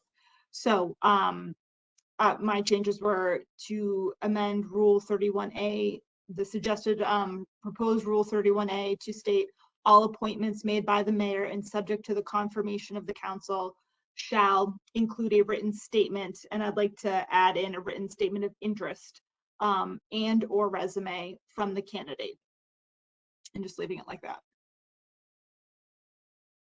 So that's my motion to amend. Councilor McNaught, you're on mute. Thank you, Councilor Migliorelli. Mr. Clerk, if we can keep this document up, where this is a short one that we're going to be discussing. I know that we're going to be going to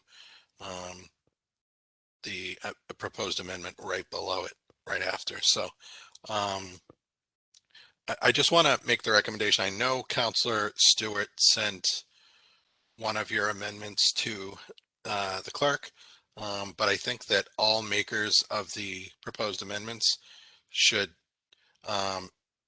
email those on their own to the clerk. And I think that would be very helpful because nobody's going to know your own amendment like yourself. So that being said, are you making a motion? Did you make a motion for passage of this proposed amendment? Yeah, motion to recommend the amendment. And just as written here, just adding written statement of interest after the word statement. Other than that, Okay. yes. And do we have a second? Second. All right. A motion to amend Rule 31A as proposed by Councilor Migliarelli, seconded by President Sinella. On discussion, just gonna scroll here. Councilor McMaster. Thank you, Mr. Chairman. Again, I appreciate this suggested amendment. I think these are examples of amendments that improve the work of the special committee. So thank you, Councilor Migliarelli. I think that makes sense as a number of candidates for commissions and boards are volunteers, and some perhaps haven't been in the workforce for a period of time. That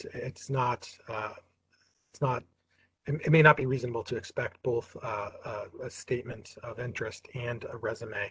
As long as there's one, I think that satisfies the purpose of the proposed rule. So I'd be fine with this. Any other discussion? Seeing none, Mr. Clerk, will you please call the roll? Chair McNaught, Yes. Vice Chair Eccles, Yes. Councillor Trementosi, Yes. Councillor McMaster, Yes. Councillor Garapay, Yes. Councillor Grigoritis, Yes. Councillor Migliarelli, Yes. Councillor Stewart, Yes. Councillor Thomas, Yes. Councillor Jamaluddin, Yes. and President Sedella. Yes. 11 yes. That motion passes. I'll give you a moment to catch up, Mr. Clerk. I know we've been moving quickly from, let me know when you're ready. I am. Okay. Thank you. Okay, so next we have, as I stated before, Rule 32. And we have proposed amendments by Councilor Migliarelli and Councilor McMaster. We'll start with you, Councilor Migliarelli, as your document is still up. Thank you, Mr. Chairman. I'm proposing to add to Rule 32 a requirement that all filings from the mayor or other city officials must include a written statement or memorandum detailing the intent of the filing and any impacts to the city's finances if applicable. I think we can all agree that it's helpful as we're headed into meetings to have some description accompanying an order that describes what we're supposed to be voting on, even if it's something that gets voted on every year annually as is. I think there still needs to be a description that's provided to the public. And then particularly if there's impact on the city's finances, I know that over the course of time and being on the council, that's often one of the top questions that we ask of the administration or any other city official is what the impact is. So I really think that adding this to Rule 32 is important. However, I am also proposing to strike this amendment in support of, or that is proposing a minority vote of councilors to prohibit having an order in front of the council without documentation. I am in favor of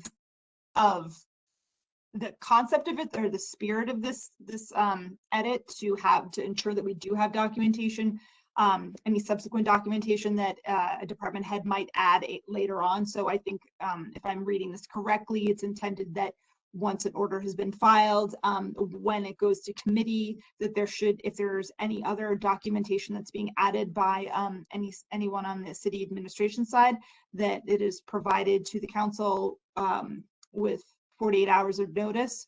I agree with that, but I don't think, I am not inclined at this moment to support it with just a minority group of counselors invoking that order. I think we can always hold in committee. I think that's always an option if we feel like it should not be done at that time. But I am willing to listen to discussion on this, but feel very strongly about the first part of the amendment, which is adding a written statement to accompanying all orders.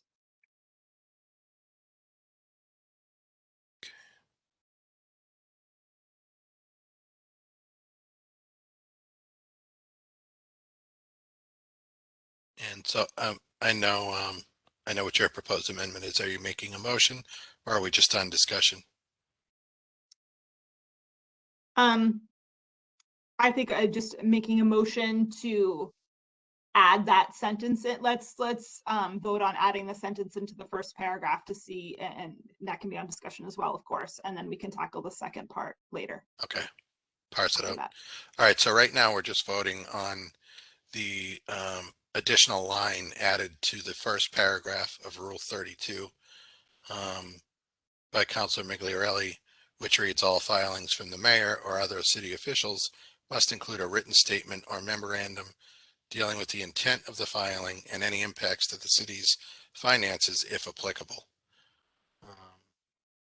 Councilor Migliarelli's made a motion to recommend Mr. Chair, that. for purposes of discussion, I'll second the motion.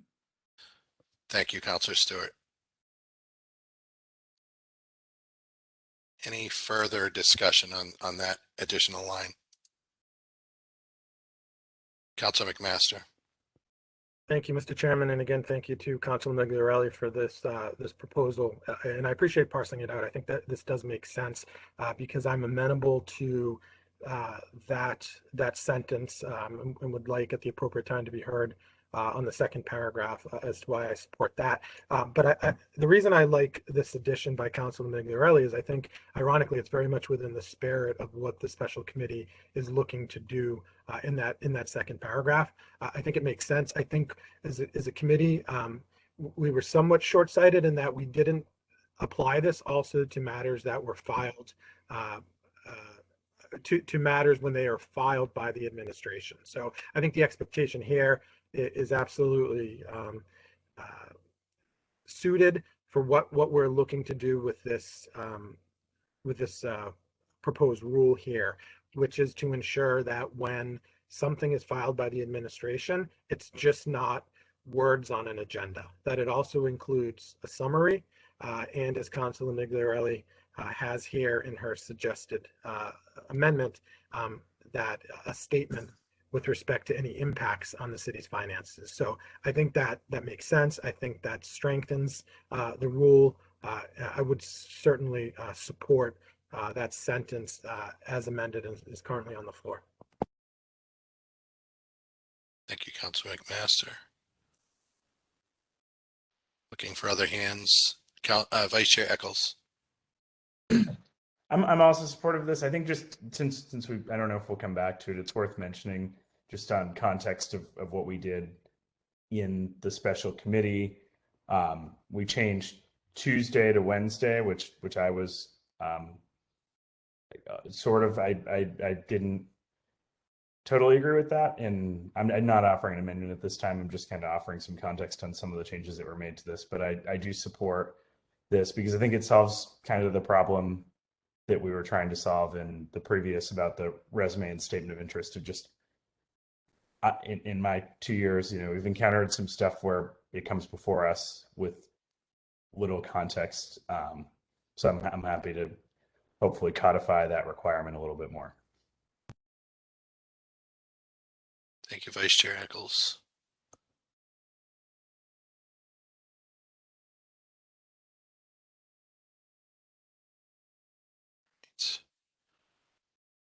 So seeing no other hands raised, we did have Councilor Stewart seconded this. So Mr. Clerk, can you please call the roll just for that first additional line in Rule 32? Chair McNaught, Yes. Vice Chair Eccles, Yes. Councilor Trementozzi, Yes. Councilor McMaster, Yes. Councilor Garapay, Yes. Councilor Grigoritis, Yes. Counselor Migliorelli, Yes. Counselor Stewart, Yes. Counselor Thomas, Yes. Counselor Jamaluddin, Yes. and President Sinello. Yes. That's 11 yes. Motion passes. Now we're on to paragraph 2 of Rule 32.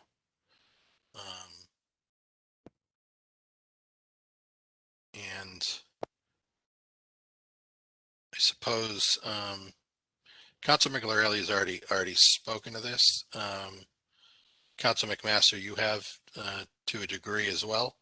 How do you want to handle discussion on this? Council McMaster?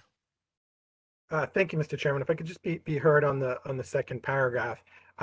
This is one part of the rules, probably the part of the rules that I personally feel the most strongly about. And I do think this is one rule that I can speak on behalf of the committee that we spent a lot of time and thought on, debated, and I think this rule passed without any hesitation after a very deliberative process. And to Councilor Migliorelli's point about a minority of councilors, what I would argue here is that legislative bodies at all levels of government have rules that protect the interest of a minority group of councilors.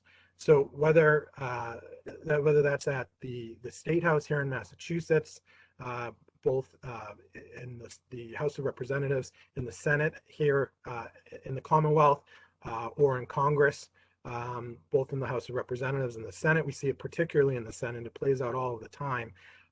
It's not unusual that there is one or more rules that protect the interest of a minority group of councilors, that they are not prejudiced in being forced to move forward on a matter that a group of councilors are not ready to move forward on. What I would also suggest is we do have precedent in our old rules. The former Rule 35, this is in the current rules of order. If I could just, Mr. Chairman, just read that for a moment, just to demonstrate that we do have precedent in our own rules for a similar type of rule that provides protection, protects the rights of councilors that may be in the minority.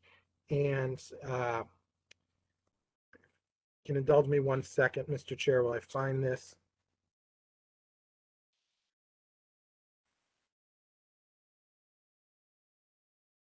If I could read this, Mr. Chair. Upon the report of a committee recommending the passing of any ordinance, order, or resolution, it shall be read a second time and shall then be in order for final action unless there is objection on the part of not less than 5 aldermen. It shall be the duty of the president to ask if there is objection before consideration. If not less than 5 aldermen object, it shall be placed in the orders of the day for the next meeting. Appointments of city officials by the mayor are not included in connection with the aforesaid. Essentially what this rule recognizes is that any councilor could invoke Rule 35, the current Rule 35, if a councilor has concerns about pulling something out of committee on a particular night, and that you would only need 5 councilors in order to prevent that from happening. Again, that is so not as to deprive a minority group of councilors on a particular issue that may not feel ready to have something go before the full council that same night. I would say that this is really no different. And again, it's not unusual for legislative bodies to have a rule like this.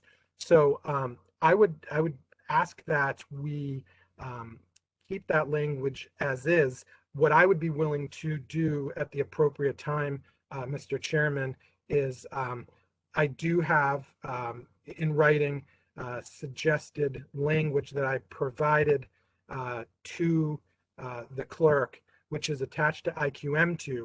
And within that first, and I'm not making a motion at this time. I just want to be heard on it. But just so my colleagues know, any written document right now in my amendment, this is in the second paragraph of Rule 32, I would be striking out the language in support of a filing or communication from the mayor. And inserting any written document submitted by the administration. To make it clear that what we're talking about here are any subsequent memos, documents, presentations, anything that is provided to the council after that original order has been filed, in which they're under the amendment that we just accepted by Councilor Migliarelli, in which there's some initial type of documentation. So what we're saying is that any additional documentation, which is not unusual, that we've seen before, that has been provided sometimes up to an hour before a meeting, that if a document is submitted, one or more, and councilors do not feel comfortable moving forward, a minority group of councilors, that somebody could invoke that rule. What I would further consider doing is changing, and this is in my amendment, what we had at the committee level was that would then require an affirmative vote of 4 councilors before the full body or 3 councilors in committee.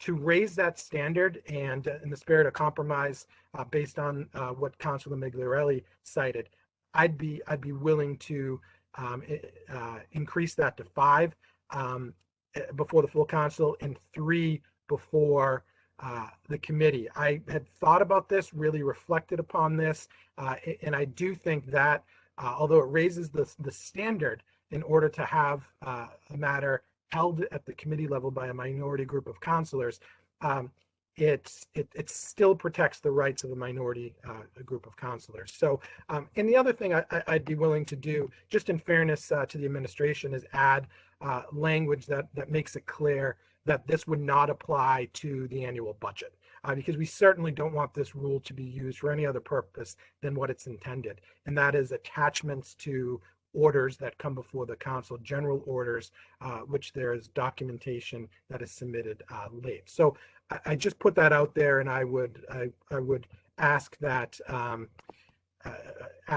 for some indulgence by members that perhaps had some initial concerns upon reading that rule for the first time. Thank you, Mr. Chairman.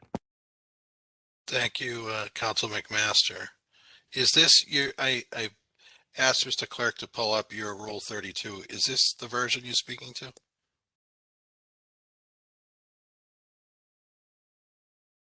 Good. I believe it is. Yeah, Councilor McMaster's on mute.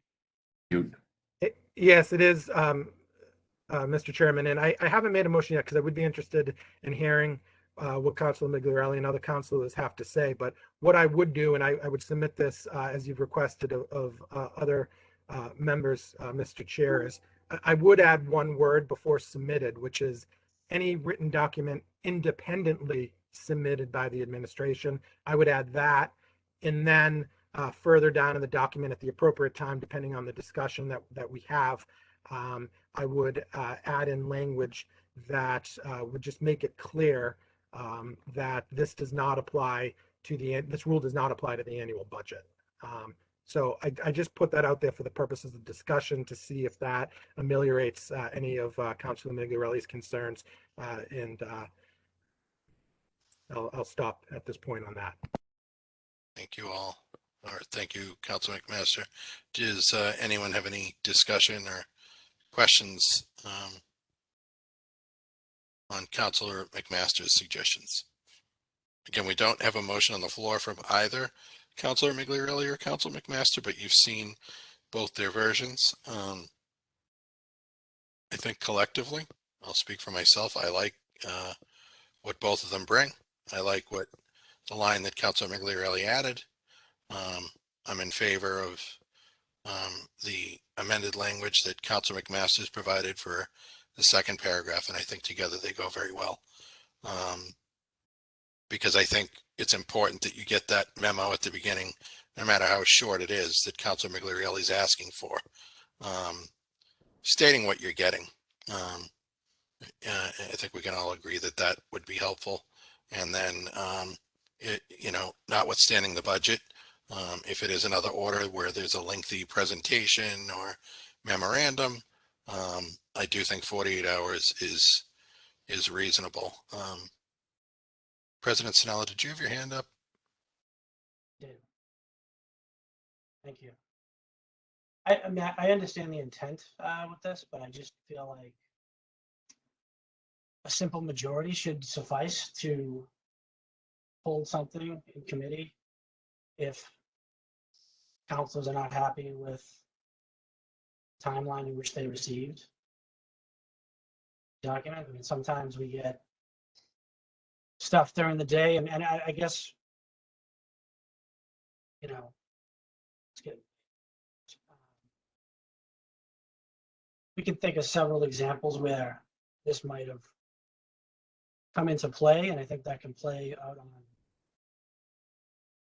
sides of things, on issues that we've had to deal with. I think that if it's something pressing, get information within the day, and folks, you know, if you get a simple majority to say one person to make the case to get the simple majority to hold something, it should suffice. Thank you, President Snella. Any other? Vice Chair Eccles? Yeah, I definitely, if I wasn't a noted dissenter, had a few issues with this, similar to what Councilor Snella said. You know, I'm of the opinion that there are times that it would be appropriate to hold something in committee if the hour is late or if people feel we need more information. But I'm also familiar, and this is not necessarily with any particular instance we've encountered here, but at every level of government where delay is in minority rule is often used by the people who would not like what is proposed to prevail. I'm generally lean on the not giving the minority of the body a chance to hold something up if the majority is in favor. And we have a lot of supermajority thresholds in our votes built in just statutorily anyway. So we couldn't move forward with something. So I'm in favor of this amendment. I had issues with this language in the Rules Committee, so I'll be voting in favor.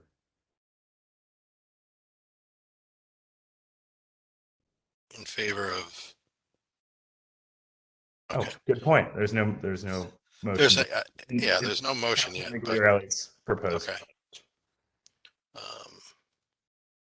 See here, I believe Councilor Stewart was next. Thank you, Mr. Chair. So I just wanted to surmise Councilor McMaster's statement so that it's clear by reading what I captured. So it's any written document independently submitted by the administration, including documents prepared by a department head or other city employee after filing said matter, but not including any documentation submitted for the annual budget, shall be transmitted electronically to the council or committee thereof at least 48 hours in advance of the meeting which the matter is scheduled to be heard. Upon invocation of this rule by any councilor, and the subsequent affirmative vote of not less than 5 councilors, which is the amended suggestion he's made, or the affirmative vote of not less than 3 councilors when a matter is before a standing committee, an agenda item may be postponed. So that in the council who vote this rule shall be required to vote. So I think this is a fair compromise. I think it is in the spirit of what we were discussing in committee. This was something that, as I recall, we spent a lot of time on, and there's a bit of back and forth, but we did come to agreement that this clause was important for the very reasons that Councilor Master stated. And I think this is a reasonable amendment and compromise to this proposed rule. Thank you, Mr. Chair. Thank you, Councilor Stewart. I think what I would also say is the rule should never have to be invoked. The rule was created so that the council could get documents timely and people could have time to review them. That said, you can also, the rule doesn't have to be invoked. You could receive a document within 24 hours that's easily digestible, and the meeting goes on. So it's really only there to safeguard against receiving, again, a very large memorandum or a presentation that comes in really, really late. And, you know, if all but 5 counselors get to see it before a meeting begins, and they're uncomfortable moving forward, I don't think it's unfair to say, hey, pump the brakes. And I understand the hold in committee argument, but I think this rule is important to, we don't get memorandums, we don't get documents in advance. That's why this rule is important. I'll just say it plainly. We really don't. Sometimes we don't get any at all. So I think the spirit of some of the rules that have been revised or rewritten are to help with that. And this is probably the one that's meant to help with that the most. So I'm in favor of Councilor McMaster's revisions. Councilor McMaster. Thank you, Mr. Chairman. Just to one point made by Councilor Eccles, which I do appreciate, but I think the point of generally being supportive of the will of the majority, I think all of us would agree with that until you're in the minority. So this is actually a rule that at some point in time would benefit every councilor if it's ever invoked. And I think the key word here is if. Again, I will point back to Rule 35, a rule protecting the interests of the minority members who aren't prepared to go forward exists in the current rules.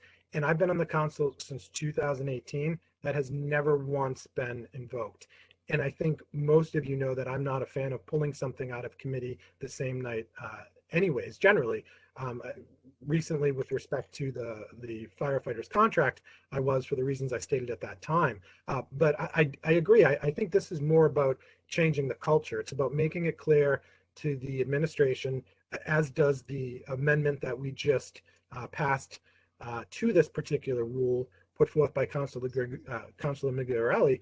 What it does is it makes it clear to the administration that there's an expectation. The expectation is that if you're going to file an order, that information is attached to that order. If there's any subsequent information attached at a later point, it should be within 48 hours of the meeting.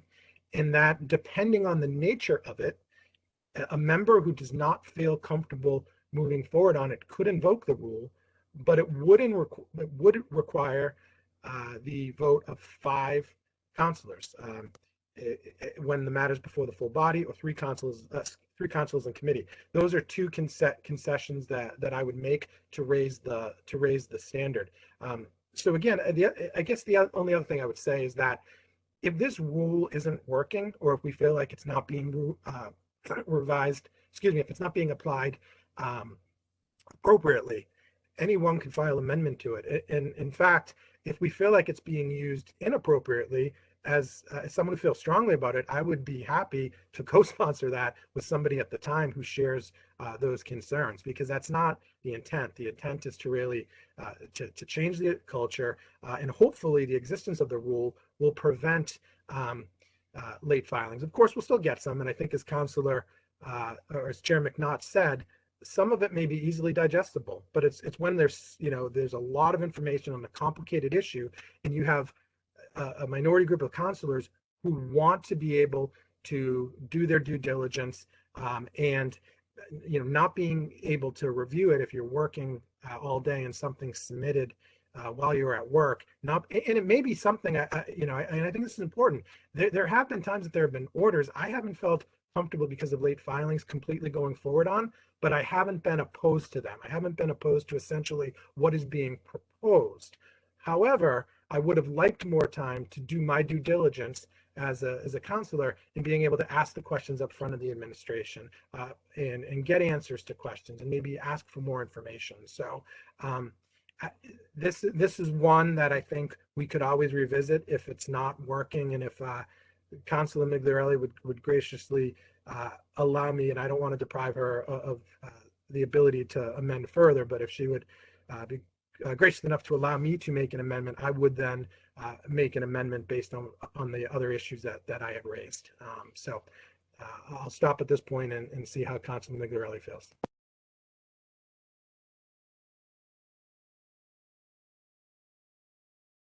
I can go to you, Councilor Migliarelli. I have Councilor Jamaluddin next, but if you wanted to respond first, or just I'm fine with others asking questions. I can respond after. Thank you, Councilor Jamaluddin. Thank you, Chair. I wanted to echo my counselors, my fellow counselors, and just say, we're all have a full-time job, and we need that, and we have responsibility to before we make the decision, because we are representing all our constituents, Melrose residents, and we are making really important decisions for this community. So we want to make sure that the decision that we're making, we have full understanding of the impact on our community and residents. So I'm in support of this amendment, and I want to thank Councillor McGarry and Councillor McMaster. Okay. Council Garapay, did you have your hand up a minute ago? Or was it? Yes, I did, Mr. Chair. The other thing I just wanted to say is, we're all on the council. We don't want to hold things up. We want to move things forward, and I think we all agree. We're all working towards that, but we also have an obligation to have the information in a timely manner, and to be able to feel comfortable with the votes in which we're taking. So, I mean, the thought that 4 or 5 councilors, or three or whatever the amendment is, I don't think there's not an amendment out there right now because it's very confusing, but you should have the opportunity if you don't feel comfortable making a vote. It's not because we want to hold things up. It's because we want to make the right vote for the community and the constituents and the residents that we represent. So that's the only thing I wanted to say. Thank you. Thank you. Vice Chair Eccles. Yeah, just something that I remember discussing in the Rules Committee, and I still feel this way. When we hear something in committee, it's generally been placed down the Thursday before a regular meeting of the City Council, unless it's being heard on immediate consideration. So, that doesn't include any appointments or any financial transactions because those aren't eligible. And so oftentimes when we're hearing it, we've had the order in IQM2 for at least a week, oftentimes more. And I know I've done this in the past, and I know my colleagues have as well, is that if you feel that there's not adequate information presented with the order, that you reach out and ask for more, or any clarifying questions. So I think that, a week before hearing something before the council is plenty of time to gather more information. And then I feel that if there has been inadequate information provided, we could build a consensus around holding it in committee. And that's what I said in the Rules Committee, and I still feel that way. Councilor McMaster. Yes, Mr. Chairman, I actually completely agree with the point made by Councilor Eccles, with the exception of information that doesn't account for information that is filed late independently by the administration that may be a few hours before a council meeting. So that it may not give us the time to wrap our individual and collective heads around something new that was filed by the administration. So to Councilor Eccles' point, I certainly agree that there is that time from the initial filing to ask questions, but if something is submitted not within 48 hours, there may not be that ability to really do so.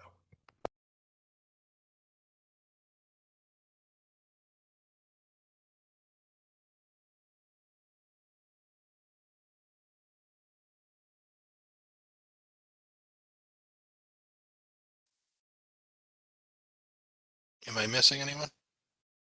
Oh, Councilor McGarry. Thank you, Mr. Chairman. I think I'm actually in favor of all the arguments for getting this information in a timely manner and getting it prior to 48 hours before a meeting. I'm just, and I'm not actually concerned necessarily about the makeup of this council in terms of, holding up something. It's just a matter of precedent. I know Councilor McMaster said it, another rule in which there was there's a minority option to hold something. I'm uncomfortable with that part of it. So it's not so much that I disagree with the spirit of the order. I totally, completely agree that we shouldn't be looking at something, you know, within a couple hours before a meeting and have to digest that and be prepared to talk about it.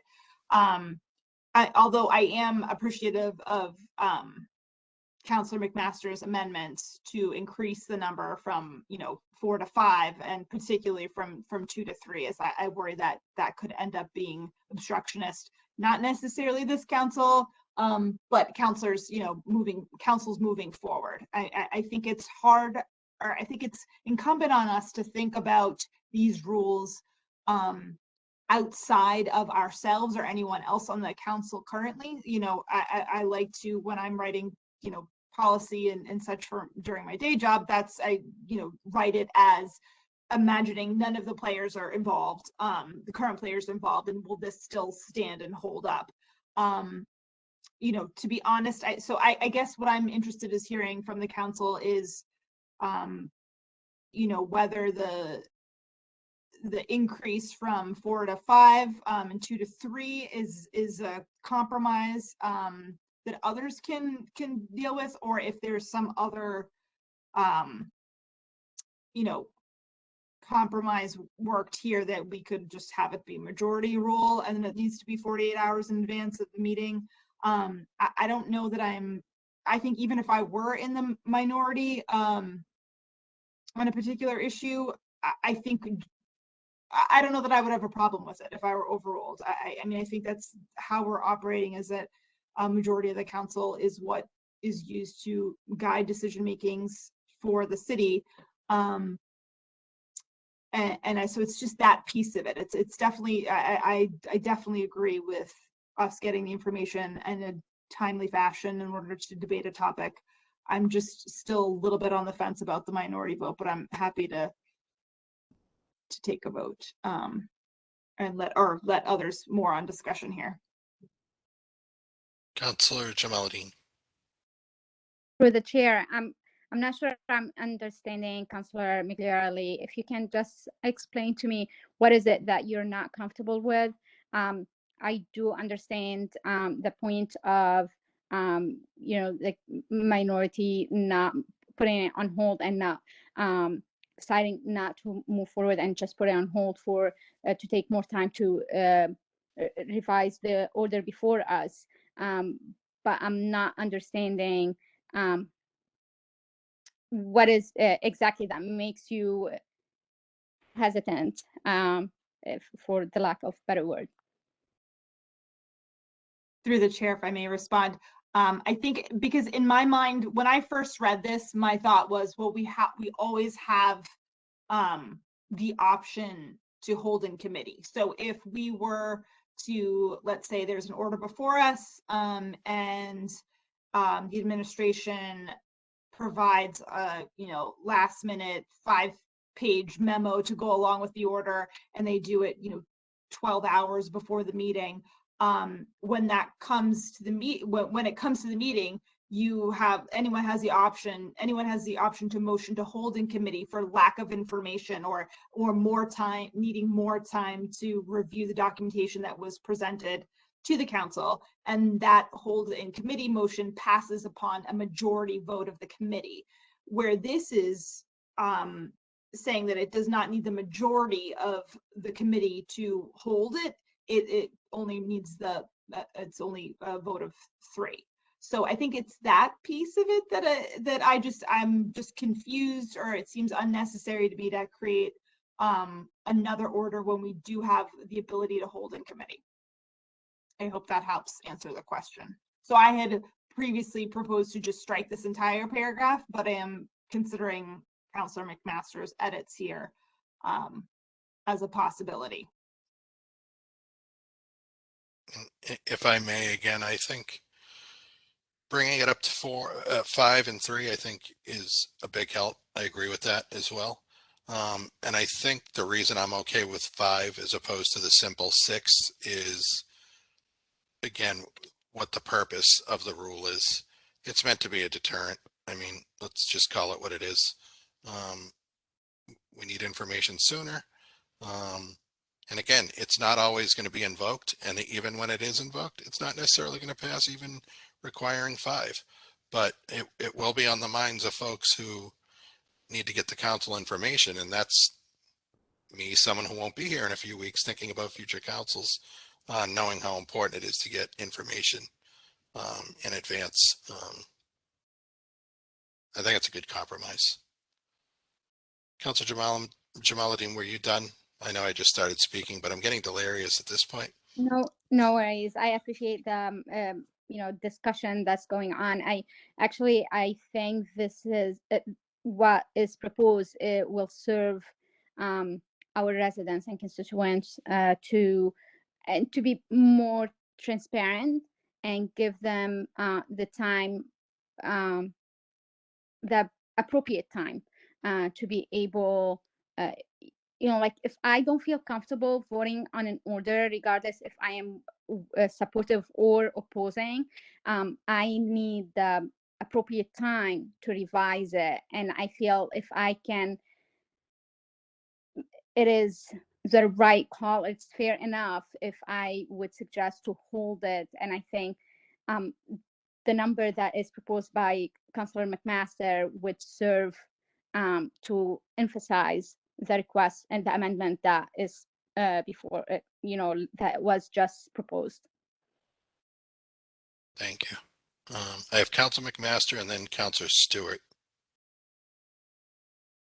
Thank you, Mr. Chairman. I'll just make one final point here, one final argument, and I appreciate Councilor Jamaldin's comments. And I think what she's alluding to is that if a minority group of councilors are compelled to move forward by a majority of councilors, that those in the minority are essentially in almost an impossible position. Is you either have to vote no, even though you don't really want to vote no, you're just looking for more information, or you abstain, which you're not completely comfortable doing because you're not against it, or you have to vote yes, and as Councilor Jamaldin said, you're voting yes, but you're not completely comfortable doing so. So I think it puts the council in a minority of councils in an almost impossible position with a late filing. And then the last thing I would say, just to Councilor Migliarelli's point about the majority, is that if we play it out practically speaking, what that would mean is, let's say we just I know we've used a 5-page memo as an example. If we receive a 5-page memo, whether it's 47 hours in advance of a meeting or 10 minutes before a meeting, and you have 6 councilors who are able to digest it and wrap their heads around it, but you have 5 councilors who weren't able to do that, the idea that 6 members would then put 5 members in that impossible position of either having to vote on something that they don't feel fully prepared to vote on, maybe they're not against, but they're not fully prepared, they haven't done their due diligence, or voting no when they're not necessarily against it, or abstaining for a similar reason.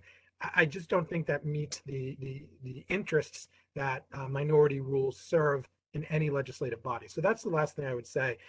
I would be prepared if there is an objection, if there's no objection from Councilor Migliarelli, since we don't have another motion on the floor, to make a motion with respect to my further amendment to Rule 32, but with the permission of the chair, and if there's no objection from Councilor Migliarelli, would just like an opportunity just to make it clear what that amendment would be.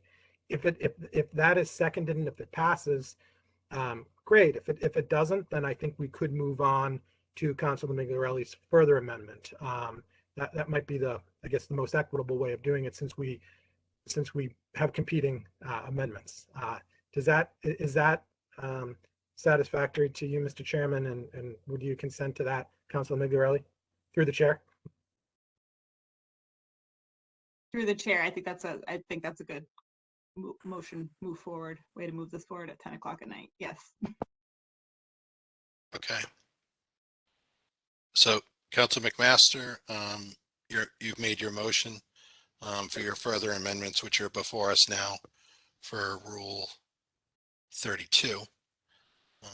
Yes, Mr. Chairman, there's just, and I think I'd referenced this earlier, I would add the word independently in the first sentence before submitted. So it would read, any document independently submitted by the administration. So we'd add the word independently. I would submit that to the clerk, as you've instructed other councilors to do. And one very slight oral amendment. The second paragraph, the last sentence, I would add invocation of this rule shall not apply to the annual budget.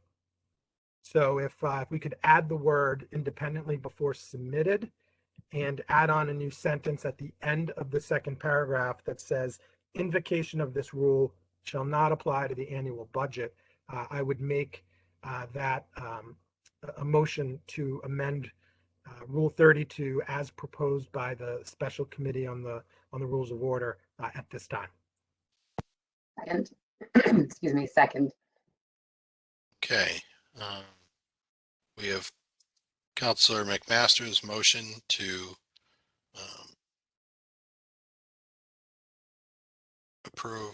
move forward his edits to Rule 32, further edits, and seconded by Councilor Grigoritis. On discussion, seeing no further discussion, Mr. Clerk, will you please call the roll? Chair McNaught, Yes. Vice Chair Eccles, Yes.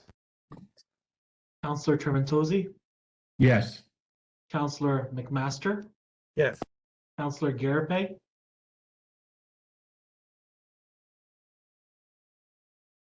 Councilor Garapay, Yes, sir. Councilor Grigoritis, Yes. Councilor Migliorelli, Yes. Councilor Stewart, Yes. Councilor Thomas, Yes. Councilor Jamaluddin, Yes. and President Sinella. Yes. That's 11 yes. Motion passes. Looking for our next rule. We can pull this one down, Mr. Clerk. And we're going to pull up Councilor Grigoritis's Rule 41. 3 more to go, folks. We can do it. All right. Thank you, Mr. Chair. I'll start speaking. Sorry, I have a bit of a cold. So this was just to Rule 41, just adding language, recognizing that since we've basically been a remote body for almost 2 years, how we would go about the request to have a motion put in writing when we are not all physically in the same place. It seemed like that was worth correcting. So I just added in a sentence saying in a remote meeting format, written motions shall be emailed to the clerk of committees and or city clerk for distribution to the councilors through the appropriate and available electronic means. I know this is something that has yet to be invoked in our 2 years together, but just felt like it was an opportunity to recognize that we now meet in different formats. Thank you. I'm happy to make a motion for recommendation of this amendment for discussion. Second. Now we're talking. All right, I don't see any discussion. So we just scroll through the Hollywood squares here one more time. Good to go. Mr. Clerk, will you please call the roll? Chair McNaught, Yes. Vice Chair Eccles, Yes. Councilor Trementozzi, Yes. Councilor McMaster, Yes. Councilor Garapay, Yes. Councilor Grigoritis, Yes. Councilor Migliorelli, Yes. Councilor Stewart, Yes. Councilor Thomas, Yes. Councilor Jamaluddin, Yes. and President Sinella. Yes. That's 11 yes. All right, the motion passes. Everybody remember, you get to send your own amendments to Clerk Gobriel. Next up, we have Councilor McMaster's Rule 48. Thank you, Mr. Chairman. If the clerk could pull that up. This is a relatively benign one.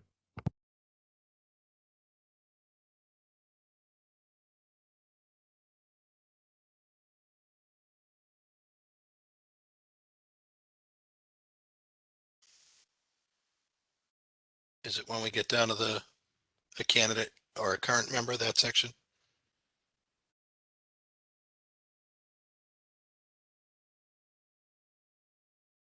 Councilor McMaster, you're on mute. Sorry. My apologies. I'm only seeing Rule 32 up here. Is the clerk able to scroll down to Rule 48? I can't do it for some reason on my screen. Can you see it now? No, but let me see if I can pull it up. This is just a matter of adding 2 words. Can everyone see me scrolling, or is that just me seeing me scrolling? Oh man, I thought I was helping you all the whole time. I scrolled to Rule 48 on my screen. Yeah, I have Rule 32, but I should be able to pull this up momentarily. Through the Okay. chair, I can see it. I'm not sure if other councilors are able to see it as well. It's just the 2 words that are in Rule 48. Yeah. Is that instead of a candidate replaced by current member? Yeah, that's what I see too. Same. I see Yeah, the same. You control it yourself. Yeah, for some reason I don't see it, but essentially, yes, thank you, Councilor Jamaldine, for the reminder there. It's simply adding 2 words to the third paragraph, which is 1 sentence, striking the word candidate and adding in current member. The reason I wanted to do that upon further reflection is what we don't want to do is deprive a new member of the council from the opportunity to seek the presidency if he or she desires. I think, an example of that is Councilor Grigoritis, who both Councilor Tremontosi and I know appreciated her stewardship and how well she did in her general leadership her first year, coming in without any prior experience sitting through a council meeting and certainly not chairing a committee. So I think it's fitting here to add a current member, recognizing that any new member is a member just like any one of us, regardless of how long we've been on the council, and also recognizes that you may have individual councilors who are new, who are able to really steer the council in the right direction as president, preside in a really strong fashion as president, as Councilor Grigoritis did. So at this time, what I would do, Mr. Chairman, is make a motion to recommend passage of Rule 38 as amended here by adding in current member, striking the word candidate. I'll second that. Okay. So we have Councilor McMaster's proposed amendment to Rule 48, striking the word candidate, adding in current member. Am I missing anything else there, Councilor McMaster? That is all, Mr. Chairman. Thank you. And seconded by Councilor Tremontosi. On discussion. Hang in there, President Sinella. Mr. Clerk, will you please call the roll? Chair McNaught, Yes. Vice Chair Eccles, Yes. Councilor Tremontosi, Yes. Councilor McMaster, Yes. Councilor Garibay, Yes. Councilor Grigoritis, Yes. Councilor Migliorelli, Yes. Councilor Stewart, Yes. Councilor Thomas, Yes. Councilor Jamaldine, Yes. and President Sinella. Yes. 11 yes. Motion passes.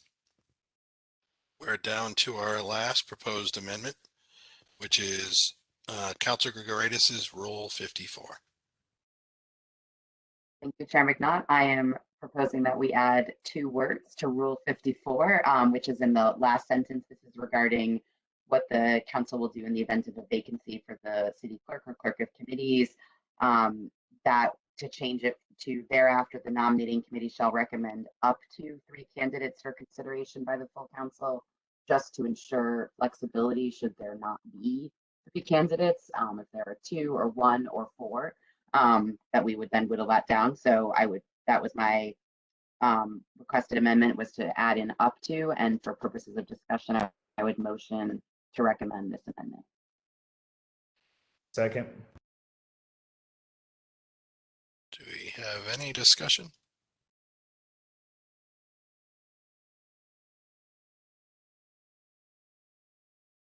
I see no discussion. Mr. Clerk, well, first we have a motion by Councilor Grigoritis to, with her proposed amendment to Rule 54, stating that the nominating committee shall recommend up to 3 candidates for consideration by the full council, seconded by Vice Chair Eccles. Mr. Clerk, will you please call the roll? Chair McNaught, Yes. Vice Chair Eccles, Yes. Councilor Trementozzi, Yes. Councilor McMaster, Yes. Councilor Garapay, Yes. Councilor Grigoritis, Yes. Councilor Migliorelli, Yes. Councilor Stewart, Yes. Councilor Thomas, Yes. Councilor Jamaluddin, Yes. and President Sinella. Yes. It's 11 yes. Motion passes. Thank you, Mr. Clerk, for that. We have, let's see here.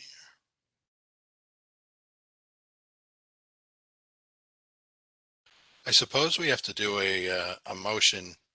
Council McMaster. Yes, Mr. Chairman, I was going to make a motion to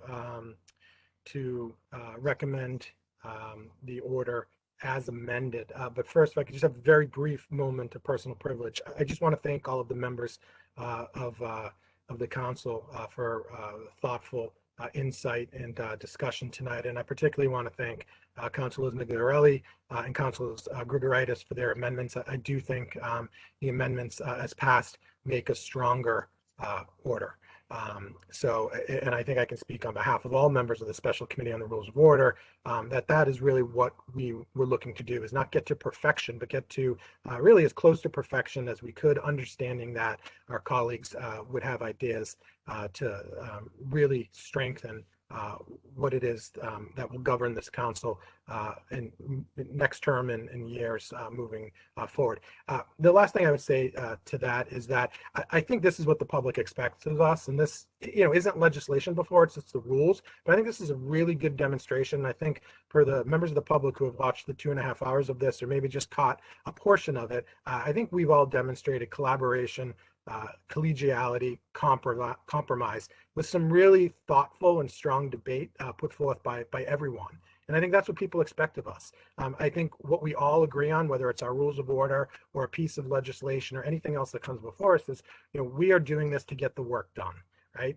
And so I just want to thank everyone, because I do think that this was a very thoughtful process. Not just leading up to tonight, but particularly tonight by everyone. And so with that in mind, Mr. Chairman, I would make a motion to recommend for passage as amended this evening. Second. Mr. Chair, I'll second that.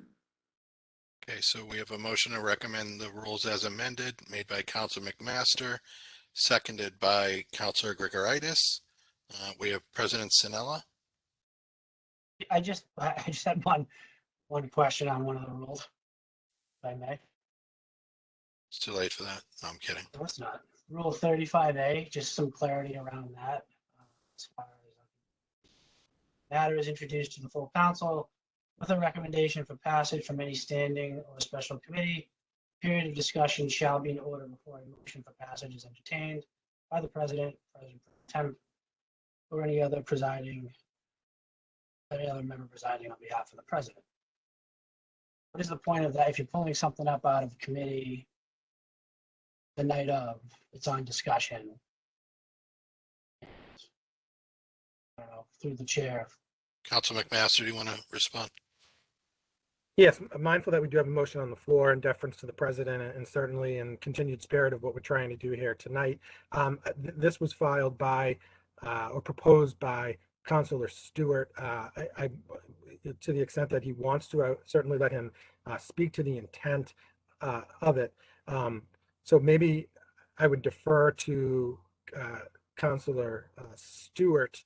But what I would say is that from my position on this rule is if you vote in committee a certain way, and if information becomes available when this matter comes before the full council, that may result in somebody having pause or that raises additional questions, whether or not they've heard from constituents or there are there's new information that is learned that was unknown or unavailable at the time that a counselor voted or that this came out of committee. It would allow that counselor to be heard on it before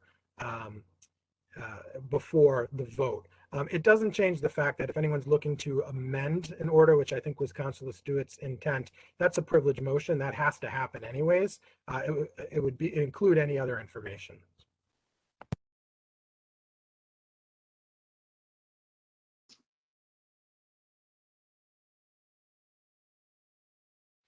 Councilor Stewart.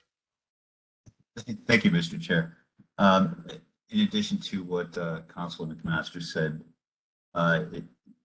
it also gives the opportunity for somebody to represent and provide any feedback from any constituents that may have had feedback based on what came out of committee. Thank you, Mr. Chair. Councilor Migliarelli. Thank you, Mr. Chair. I was just looking back through my notes on the orders, and I had made a similar note that whether 35A was needed because in practice and procedurally when the committee chair pulls an item up, reads the motion, the president always says on discussion, and that gives the opportunity to have that discussion there. So it just seems like this was my take on it. Looking back, I thought it was unnecessary, or just redundant. Thank you, Councilor Migliarelli.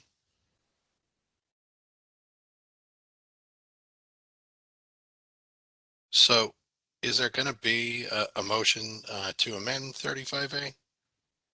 Because if there is, then we have to pull back or hold aside Councilor McMaster's motion to recommend the amended rules.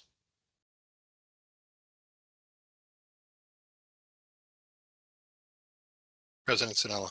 Yeah, I just wanted clarity around it. Just it seems that rule kind of exists in a sense, even if something's actually on the agenda and turn to the chair of a committee and they say this comes from such and such with a recommendation of passage, make that motion, someone seconds it, was now on discussion, or another counselor would say, I was in favor of that, but actually since then, new information from constituents have come forward. Favor, and here's why, and just go from there. I'm not going to make a motion to take this out or anything, but I just want some clarity. I'm just rereading the rule now.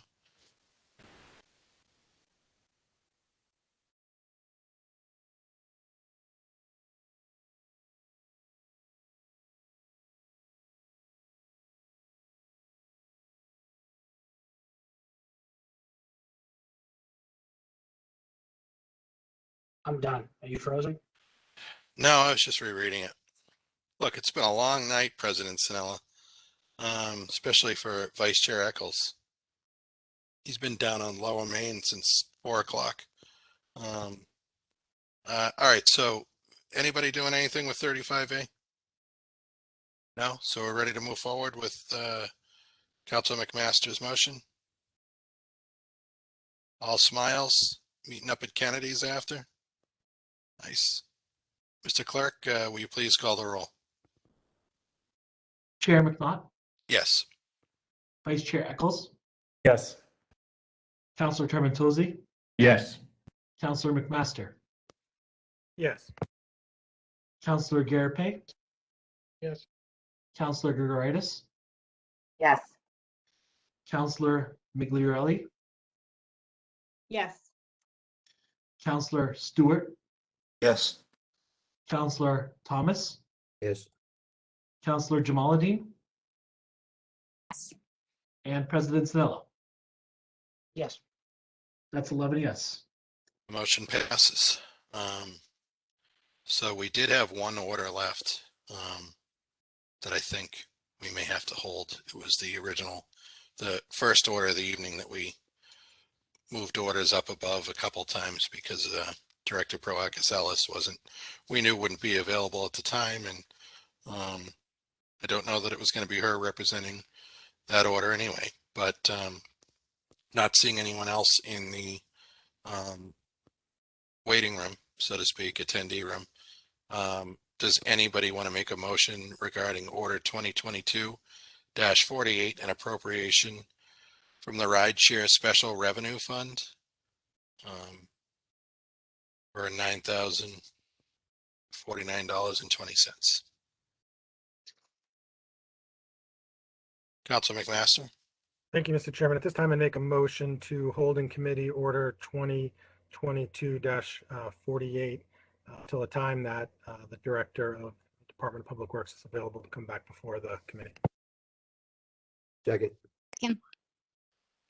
Motion to hold in committee made by Councilor McMaster on 2022-48, seconded by Councilor Thomas. Seeing no discussion, Mr. Clerk, will you please call the roll? Chair McNaught, Yes. Vice Chair Eccles, Yes. Counselor Trementozzi, Yes. Counselor McMaster, Yes. Counselor Garapay, Yes. Counselor Gregoritis, Yes. Counselor Migliorelli, Yes. Counselor Stewart, Yes. Counselor Thomas, Yes. Counselor Jamaluddin, Yes. and President Snella. Yes. That's 11 yes.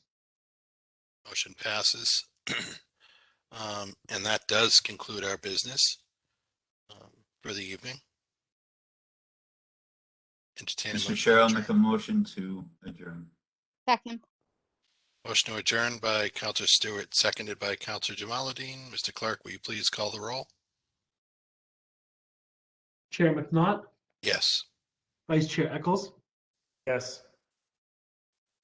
Counselor Trementozzi, Yes. Counselor McMaster, Yes. Counselor Garapay, Yes. Counselor Gregoritis, Yes. Counselor Migliorelli, Yes. Counselor Stewart, Yes. Counselor Thomas, Yes. Counselor Jamaluddin,